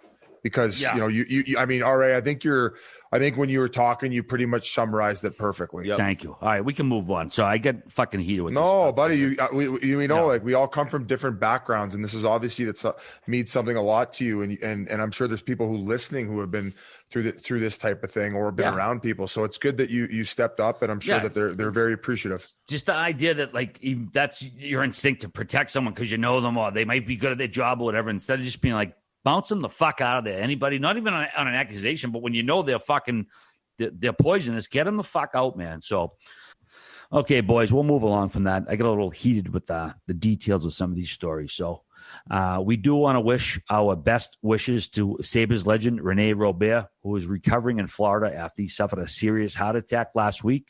Part of the French connection line with Rick Martin and Gilbert Perreault. Robert is a legend and Sabres history. He has a statue in front of the stadium, and we wish him great health going forward. We were terribly sad to hear what happened with him, but hopefully better days ahead. And we also want to wish condolences to the family and friends of Minnesota Assistant General Manager Tom Curvers, who passed away at age 58 from lung cancer. Just way too young. He was an NHL defenseman for 11 seasons. He won a Stanley Cup with the 86 Canadiens. He also won the Hobey Baker back in 1984, playing for Minnesota Duluth. We just want to extend once again our condolences to his family, friends, teammates, and anybody who knew him. Just a sad story to pass along. Yeah, Todd Walsh introduced me to him in the press box my first year back in the media, and he would always stop by and chat. Unbelievable guy. And when he told me, when Todd Walsh told me originally what had happened, it was like, oh my goodness. And obviously a very sad thing that he lost his battle. So condolences, as RA said, an unbelievable man. And you could tell on social media, just such a love guy. Everybody pouring out the support today. Absolutely, Biz. Very, very well liked guy. Well said, Biz. Well said. Again, our condolences to his family and friends. Just an awful loss at such a young age. So, I know earlier in the show we mentioned the registration for the roller hockey. Now, I've read street hockey. I've read it's roller hockey. Is it roller hockey or street hockey? What is it that we're doing in Detroit in August? We will do both, all right. There'll be roller rinks, and there will be suck on that, all right. Well. Oh, wow. So, all of the above. Stops. So there's are there two separate tournaments? There's one for roller and just street, or like? Well, there's actually a bunch. So how we did it in the pond hockey is we have different divisions. So there'll be A, B, C division for street, and there'll be an A, B, C division for roller. So it's going to be a blast. Like, what do you think's more high scoring? August 6th and August 7th, and it's registration opens Thursday. Get the boys together, make a video. There's also co-ed. I say the boys. There's also a co-ed division. So get your guys together, get your team together, and make a video. And shit, I might have to have Mylek fly my pads out for me if I'm gonna suit Detroit. up. All right, they asked me. They said, "Who is on the Barstool team?" And I've been meaning to text you. Do you want to play goalie on the Barstool Sports team? Oh my goodness! Please, RA. We'll sell at the tournament. Oh, in 3 did seconds. you hear that reaction? I'm so rusty, man. I mean, I haven't played street hockey goalie in 20 years. Like, I mean, and you got 2 months to train. Time out. Exactly. Fuck off. Hey, get the I'll buddies. come get shoot the on you. No, I'm not worried about shots. I'm just worried about my wind. I get the cat-like. We'll do everybody who ends up getting into the tournament gets to take a breakaway on RA. Hey, to make it fair with all the pros, because I think we're inviting a bunch of NHLers. I don't know if we're allowed to say who yet. Can't say who yet. But okay, we got some coming. We're gonna unveil our team and unveil. Unveil is perfect. Yeah. Okay, and to make it even, we should have RA have to be their goaltender. I mean, if a team wants to win it, they probably don't want to sign me up for the goalie. But I will say I'd like to get back out there again. I just don't think I'd last all that long. Okay, I'll tell you this. If he doesn't play net for the team, I'm playing net for that team. Now, would the NHL players be on rollerblades or by foot? So we'll have to talk to them because we're going to have our own Barstool team, which is going to be in the lower divisions because, we've gotten embarrassed at the pond hockey tournaments the past few seasons. So we'll have a Barstool team, but then there'll also be like a Biz Nasty team. Kind of want to do it because just so I can get one of those masks. Because when I played street hockey, every kid has a mask for like the last 20 years. But back when I played, you didn't get like an actual mask. Where they painted however you want. Everyone has a fancy mask. I never got one back then, so maybe I think most kids playing street hockey don't have like a sick mask. I think that means you've made it all right. I don't know, man. I don't know. I feel like the last several years, kids, like, if they can't afford a paint job and all I've literally never played ball hockey one time growing up where a kid had a mask. Like literally never once. Custom I don't know. mask. I'm not saying they spent $2,000 on it, but I've seen kids who they'd show up at like a beer league type thing or a tournament and they get, a pretty decent mask with a pretty decent paint job. Okay. Either way, I'm just basically fishing for something to put my fucking mantle. That's all. Just wrapping up here, RA. We're gonna package this Thursday. We're gonna package it together with your trip to Europe. That's on the house. Just this Thursday, registration at noon, and it will be open for 24 hours. So it will be barstoolsports.com/hockeyfest is where it's going to be a 2-day event, folks. Friday, Saturday. We're going to stay at the casino right there. If you end up getting in the Greektown Casino, then we're going to find live entertainment for the nighttime. I'll be there. I'll be having a good time. Can't wait to see you all. And it's not just for people who get into the tournament. It's for the nighttime party and festivities. And even during the day, if you're not involved in the ball hockey, stop by. We're going to have drinks. We're going to have music. And the night event, we'll try to line up a sick cover band and then a night act. And we're all going to get fucked up on Pink Whitney. And I thought the best part about the pond hockey tournament was like the party. Like everyone just outdoors drinking, having a good time. That was by far the best part. So come. No doubt. I actually can't wait to try the Detroit style pizza, which are you aware of that, Biz? Whit, have you ever tried Detroit style pizza? No. Think it looks similar to a Sicilian slice, but it's a square pizza. That's, it's very specific to Detroit. I haven't had it yet, but I'm very much. RA's like, it's called Little Caesars. We know. Suck it. All right, boys, moving right along. McCaine Quick Cook Fries are a new fry innovation that allows you to cook fries in half the time of traditional McCaine fries. McCaine cooks them longer so you don't have to, and there's no flipping required. That's nice, so you don't take them out of the oven when they're piping hot. These are made from 100% real potatoes, and they're crispy on the outside, soft on the inside. You can air fry them in 6 to 8 minutes, or for a healthy alternative, you can bake them in the oven for 10. So check out McCainepotatoes.com to see where you can find McCain's in a freezer aisle near you. They're so great with salsa, cheese, dressing, and, of course, ketchup. And they're the perfect fun snack, app, or side dish to enjoy with friends and family. Once again, check out McCainepotatoes.com for all your potato needs. I'm a huge French fry guy. Okay, gang, as promised, we're back. Well, we said we were coming back after Game 5 between Tampa and the Islanders, and, well, it's been such a blowout. We decided we can start early. 6-0 after the second period. They've since made it 7-0. Braden Point has extended his goal point streak to 8 straight games with a goal in the playoffs. Impressive as hell. And obviously, the Island is about to go down 3-2. Biz, what did you see in the intermission for us here? Well, I guess first things first, I got to point out Killorn in the playoff that he's had. I think I mentioned it last part of the pod before. He kind of had that start where you're like, wow, they're going to get another Palat. I mean, they got Point, they got Stammer, they got Cooch, they got the big boys on the back end getting it done. Of course, they got Vazzy. Who's going to be the other guy? I mean, even Yanni Gourde, throw him in the mix. But as far as Killorn's concerned, even that goal he scored tonight, well, the first one, he starts the playoff, goes to the net, pokes at it, keeps it alive, ends up going up to the top, and then he finishes off. So not only is he starting it, he's keeping it alive, and then he finishes it. And right from that moment there, that game was over. And then the shit kicking ensued. Whit. Yeah, I mean, it's nice of the Islanders, though, to send Bridgeport's team up for the game because you got to get those guys rested for the home game. I think that's going to make it that much more special, the last game and the Cawley on Wednesday. So, I mean, what was it? 50 seconds it took Stammer? 30 seconds? What was it? We were just finished. I went downstairs with 1-0. You basically gave him, like I said on Twitter, a telepathic Chiclets bump. Like he felt it through the waves because he got 2 of them since you said it. Yeah, and then the second one, just a beautiful one touch. Their power play is a joke. We've talked about that the last 2 years, it seems. But Yeah, you know what? If you're an Islanders player, really, like, you'd rather lose like this than 2-1 in double OT. It's like, it doesn't matter. It's the age-old playoff saying, doesn't matter the score, a loss is a loss, and then they go home. I think it probably ends. I think it does end Wednesday night, which now means it's going 7. But you guys know what I'm saying. I'm all over the map, but you use the shit kicking. What are you going to say?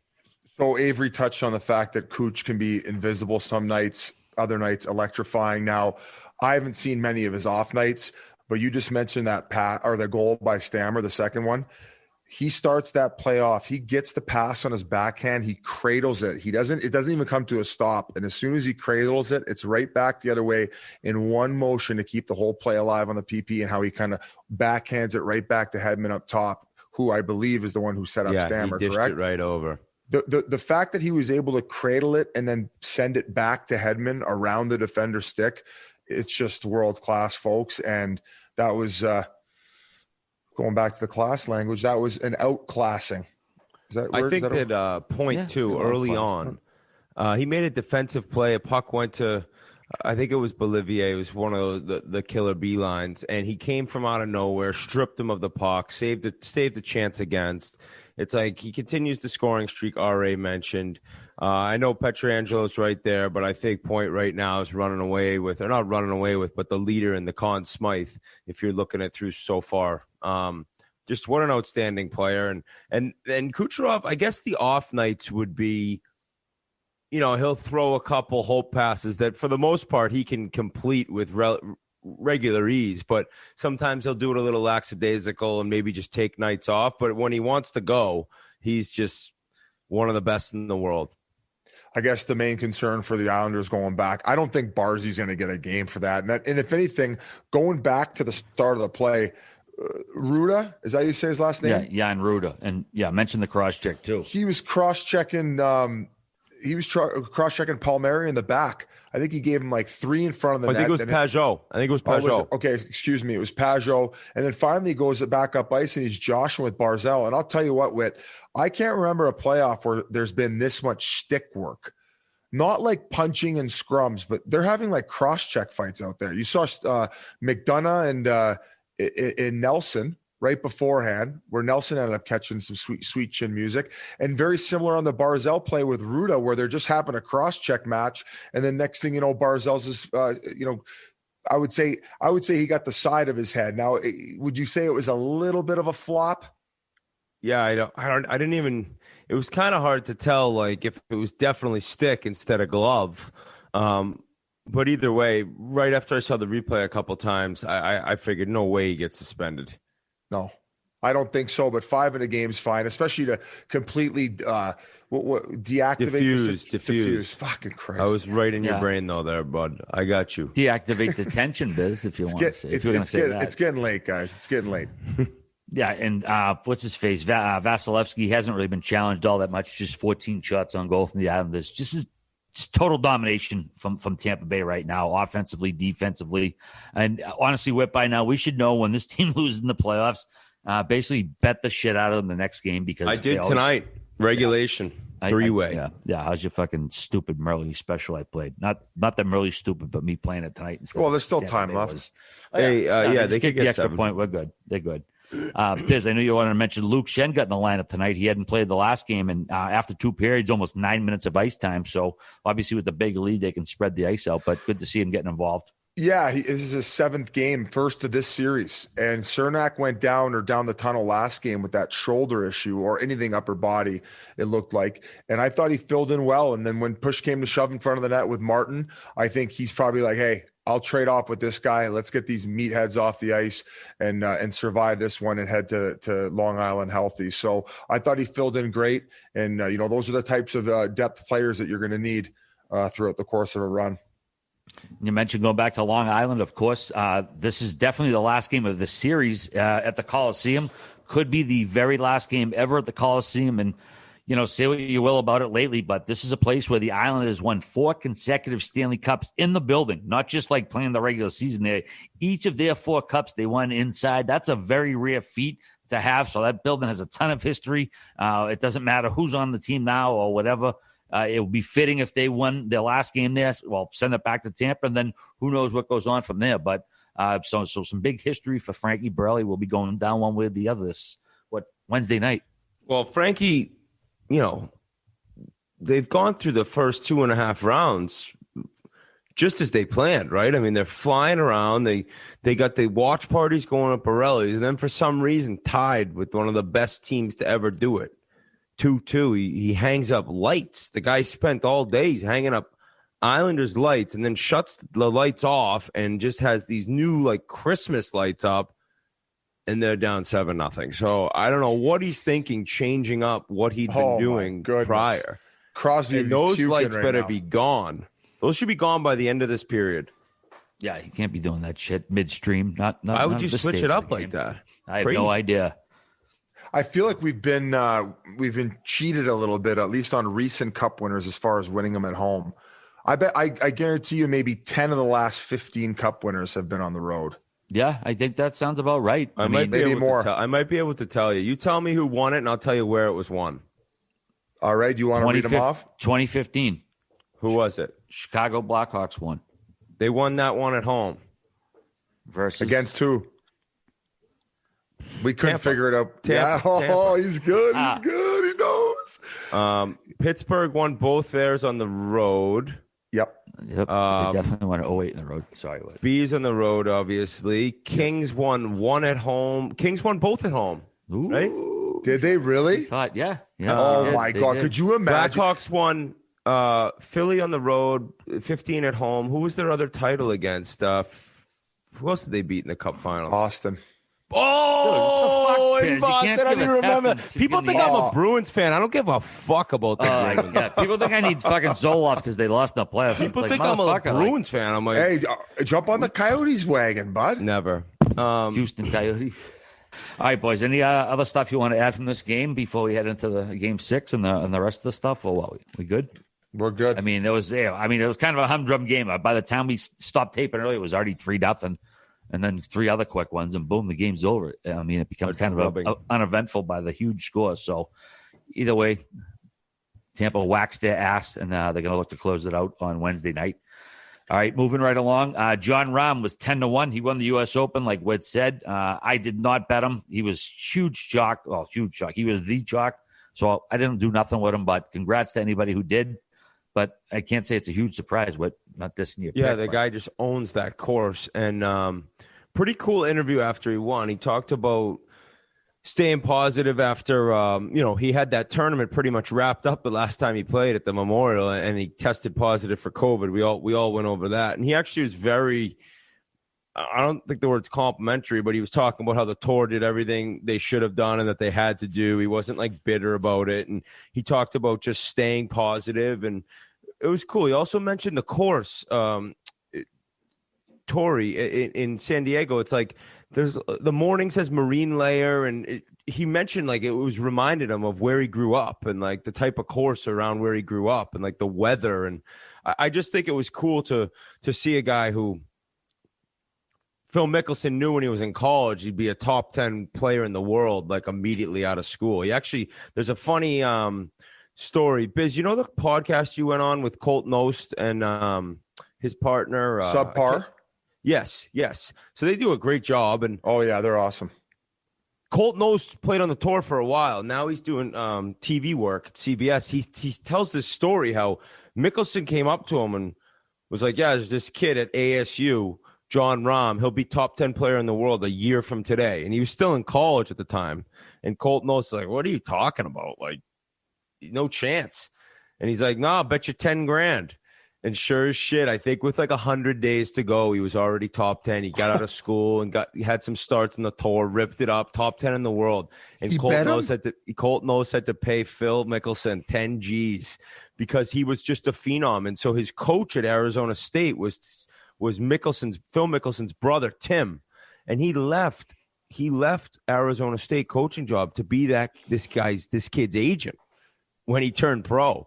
And now he actually caddies for his brother, Phil. So I don't know if he's still his agent, but I know at the time that was kind of what was going on because he was one of those, Crosby can't miss type guys. And his coach told him at the time, I think the first major you win is going to be a U.S. Open, and it was. So cool story. And a guy who's he's set up to do this for a while. The mental strength to come back. I thought his like whole walk-off situation. So he birdied 17 with a sick putt, which basically bent around a corner. It was 90 degrees.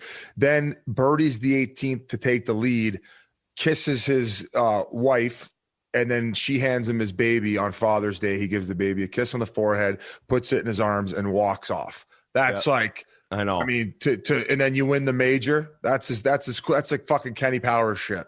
I know. And that Louis Oosthuizen, and this guy won the British Open 2011, I think. He ran away with it.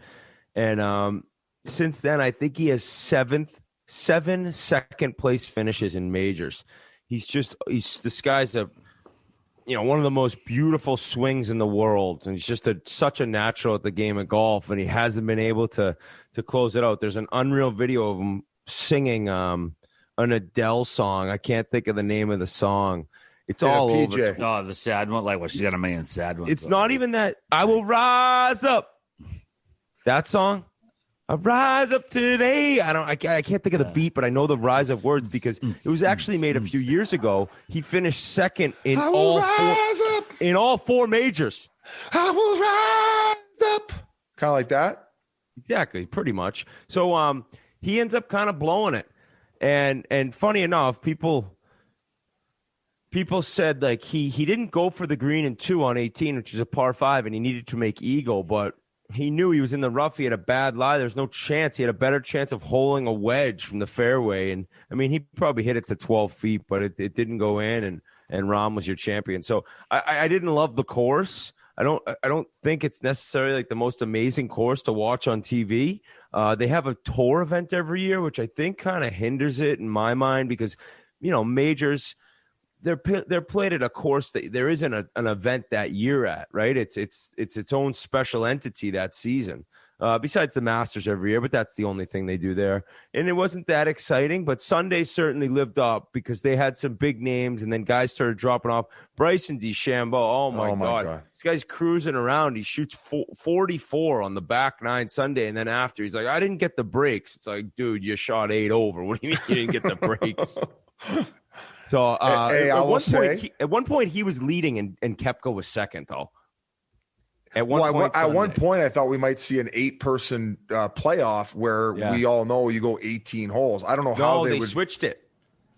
Oh, they got rid of that. Okay. The U.S. Open had that for a while, and then they got rid of it. So the last one that would have ever been is at that course when Tiger went against Rocco for 19 holes. He had the broken leg. One thing I find pretty humorous is when they're going around from golfer to golfer, and all of a sudden they'll cut back to Bryson, and he's just like the way he's like teeing up at the ball, how intense he is compared to everybody else, and he's like ready to fucking cork the thing. So I find that a little humorous. And then of course the guy who ran out there with a wedge and a couple balls, I don't know if he was completely naked, but he just had a great swing on him too. He did.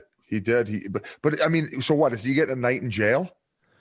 I don't know. I know that if you do that at like Fenway Park, I think you legit are like spending the night in jail. I think it's pretty serious to do that. I don't know if a golf course is different, but yeah, it depends what state you are and all that shit. I'm sure, like if you did that at Augusta, like you'd probably doing fucking 30 days. Oh no, you're dead. You're dead. There's a hole in the ground off to the fairway, and you're falling in it, and somebody's down there with a torture chamber. I know he wasn't close at all, Whit, and he ended up third because of just the way the day played out. But I had a third place finisher, Harris English, 100-1. But it wasn't like I sniffed it, and you know what I mean. Like the way he wasn't close at all, just the way the day finished on Sunday. But another bronze medal for you, buddy.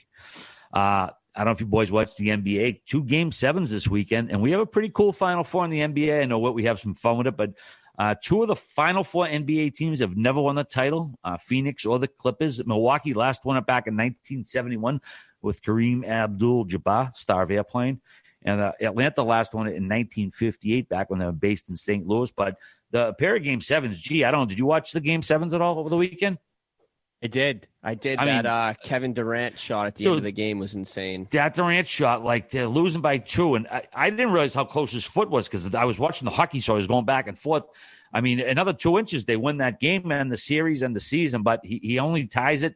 And then he has a shitty overtime. He like throws up an air ball, throws up a couple bad shots. He just looked out of gas at that point. Giannis was unreal in overtime. And then Atlanta, dude. I mean, as an old school Celtics fan, there's nothing better than watching Philly and like Brooklyn losing the same weekend, especially like Kyrie after the way he acted like a little bitch. Hey, here. and what a joke Kyrie is. He's on the bench. He's not even playing. And he's trying to be coach. It's like, yeah. He is the most disliked athlete maybe out there right now. Dude, Boston just tried to love the guy, and he's just like all acted all pissy. It's like, go fuck yourself, bro. So, yeah, it was good to watch him lose. And then that kid, Trae Young, man, he's unreal. I'm not the biggest NBA guy, but I've taken a liking to him during the playoffs. So, I don't know. As a guy who watches the NBA on the side a little bit, it's great to have 4 teams who typically aren't in it, man. It's nice to have some fresh blood in there. Oh, also, too, how about Ben Simmons, right? He took he didn't take one shot in the fourth quarter of the last 4 games. And then he passed up an easy layup with like 2 minutes left to tie the game, and he passed it away.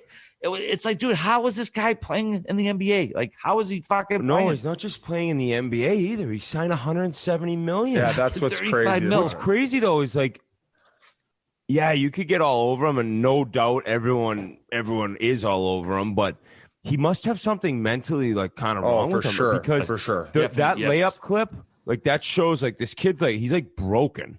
Yeah, that was the shocking thing where he's so afraid of failure at this point that he's a shell of himself. And I don't even know basketball, but you could show that play and then tell the stat of not even taking a shot, and this guy is mentally messed up. He's the guy you paid to be the it guy, and then like when you're like, who wants to take the shot? He's like hiding behind in the fucking back of the bench. He doesn't even attempt 3-pointers. He rarely shoots from a distance, and what's his now position? He won't even. He's a point guard. He's a point guard. Yeah, 8-0 Tampa. When did they sign him to $170 million? Probably when that fucking GM was worrying about his burner account as opposed to maybe the players he was signing. And then I guess they supposedly could have traded him for Hard at the beginning of the year. Now you'll be lucky to get a used puck bag for him. I mean, that's pathetic, dude. He didn't take a shot in the fourth quarter. Somebody put him on the games. Shanghai Sharks roster on Wikipedia. That's obscene. Mind you, I think he took 2 shots or 3 shots in the whole series in the fourth quarter, and he was 3 for 3. So, yeah. So that's you almost feel bad for him. I mean, people scoff at the idea of feeling bad for somebody with that much money, but it's like something's wrong with him, no doubt. Philly's had a few guys. They also had that other kid they drafted who Fultz, when he had a shoulder injury going into the draft, and I think that they were being told, maybe avoid it, and they picked him up, and then he basically forgot how to shoot, right? He had the yips. Yips. Is he still in the NBA? I think he's somewhere. He's playing in Orlando, and he actually got paid. He had a good. They all get paid. Yeah, he had. Everyone in the NBA makes bank. Fourth liners get like 10 sheets a year. Yeah. Yeah, well, only 12 guys in their roster, man. That league makes a shitload of money. So, hey, God bless them. Just like fucking Grinders making it. I don't know if I have anything else here, boys. This was a long one. Big thanks to Kerry Fraser for popping by and Abe's. Yeah. I thought I had something else. Yeah, I know. Actually, we were talking about Mickey Rourke last week about his various roles, and one of our listeners sent in. I guess I got the tweet right here. I forget what. See, there's a segment on our local news in Newfoundland where they announce birthdays and anniversaries. Somebody submitted this, and they aired it, and it said Max and Geraldine Bailey, happy anniversary, and it's a picture of Mickey Rourke and Axl Rose. I said he looked like Axl Rose. Remember when I said he looked like Axl Rose last podcast? Exactly. So he's got that. Yeah. Is that why you were reading it off? Yeah, but just so happened somebody happened to send this in prior to our show, like even before, like Axl Rose and Mickey Rourke. But Axl Rose definitely looks like your aunt in this thing because he's had his face lifted so much and his hair pulled back. I don't know. It's fucking funny shit. I tweeted out the other day. We'll do it again too. Biz, you cut your hair? No, I just put my hat on. Jesus, real quick before you fold up, does Batman eat pussy or not? Yeah, what was all that about? What was there? They were having like a Marvel Batman eating pussy contest or something? Yeah, no. Basically, I think it might have been from. It was one. It was some. I think it might have been one of the shows wanted to do a scene where like they wanted to have Batman eating Catwoman's pussy, and in DC Comics was like, no, you can't do that because he's a hero and we need to sell action figures with our heroes. So, basically heroes don't do that. And then, people lied about it and talked about it. But then, what's his name? Zack Snyder, who, of course, has, done a bunch of DC movies. Apparently, there is a panel from one of the Batman comics, and he called it, when they call it canon, like CANON, it's like, it means it's part of the fictional history of a thing. Like Star Wars canon is like, Han Solo's from this planet. You know what I mean? I do not know what I mean. I know it's kind of nerdy fucking. No, but I'm following.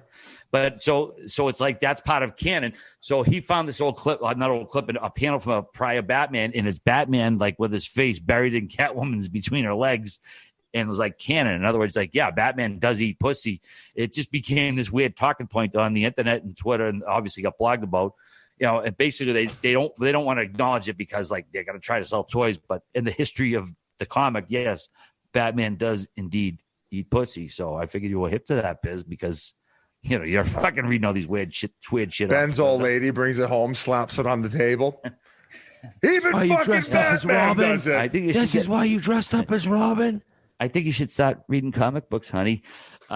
Also, too, we mentioned summertime. Bathing suits have dropped. We said it earlier. We're going to say it again. We have trunks. We have bikinis, all kinds of good stuff. Get some Chiclets gear because, honestly, the best way to meet fun people during the summer, have a Chiclets bikini on. You say, what's up? You listen to the show. Boom, boom, boom. Next thing you know, I don't know. Hopefully you're getting down. Probably the worst example I could have ever heard of in a million years, but I will buy one now because you did sell it, bitch. Have you guys seen this guy at Barstool? Bayou Ben, he's lost like 50 bets in a row. What's he betting on? He's betting on college baseball, and he's like gotten everyone into college baseball. And every team he picks has lost, including tonight. It happened again. And not only did the team he picked tonight lose, he's making a video talking about how it's the fifth inning or whatever, and the pitchers are in the biggest duel, and then no runners, no hits. And in the middle of him filming this video, this dude hits a home run. He's literally as cold as a human being can get gambling. And Dave Portnoy is all over this. What's his name? What's his name on social? Bayou Ben. He's from like Mississippi.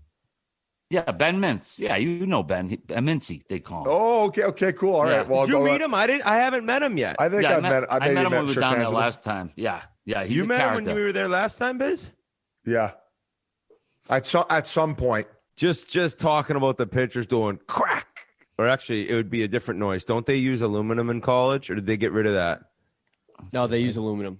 Why is Chuck fucking trending on Twitter? That doesn't make much sense to me to use aluminum bats in college. Like, no, I don't like it either. You know what? I mean, not a lot of these guys, but there's guys going to the majors, and there's guys that'll certainly play single, double, triple A, and aluminum bats. The ball could kill somebody. It's coming off.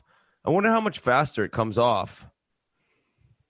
Be a great question for somebody to send me the answer tomorrow. If we're talking about other sports, I think it's important to mention Wayne Gretzky, Dustin Johnson, and a couple other guys got together and they bought an NLL team, National Lacrosse League. They bought a team and they're putting it in Vegas. Wow. Vegas is going to have every single sport known to man on top of the four majors. Yeah, what basketball team will go to Vegas? I think they might have. How many teams they got in the league, all right? I thought they had 32 already. I mean, because you usually don't want to go more than 32, but then again, if you can make money, they probably put Brooklyn there. I feel like they got like no culture there. Or put nobody cares. Put like the Sacramento Kings. Like yeah, that's a better answer. Good call. The Sacramento, New Orleans. Well, actually, Oklahoma's taking a liking to their team, even though they ended up with it by accident because Seattle dropped the fucking ball. Only other thing I had in my phone, boys, was Milan Lucic crushing a beer outside of Two beers. 2 beers in the Lucci t-shirt. I said that we should get an NHL beer chugging bracket going, where maybe they could meet up on IG Live and do them, and there's like a bracket challenge, or we just pick the fans pick who they think would win chugging a beer. But I think that actually doing it would get them going a lot more. I played with a guy who crushed beer so quick. I don't remember who it was, though. Actually, no. The NBA doesn't have 32 teams. So, yeah, I think 100% you'll see a team in Vegas within like 3 or 4 years because they can build a place like that. Well, they can obviously use the place where the Knights play already, but even if they want to do a new building out there, that'd be no problem. Yeah, for some reason, we're an even number, 32 number of teams, but they'll definitely kind put a of team in legit. Vegas. Hockey was the first one in Vegas. Yeah, and what's that might make them the city's favorites forever.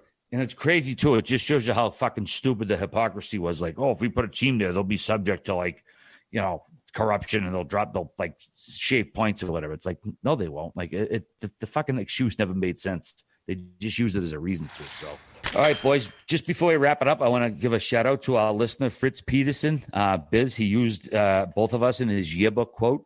His yearbook quote was Biz likes that by RA. I thought that was quite a gesture because I never actually had a yearbook, unfortunately. You're going places, kid. I didn't get one as a senior. They supposedly lost our information, so that will have to serve as my yearbook. But I think that about rounds it up for the week for this episode, boys. I think that should do. Everybody have a fantastic week. Enjoy the playoffs, and the next time you talk to us, we will have Stanley Cup final participants. Peace. Have a good one, all.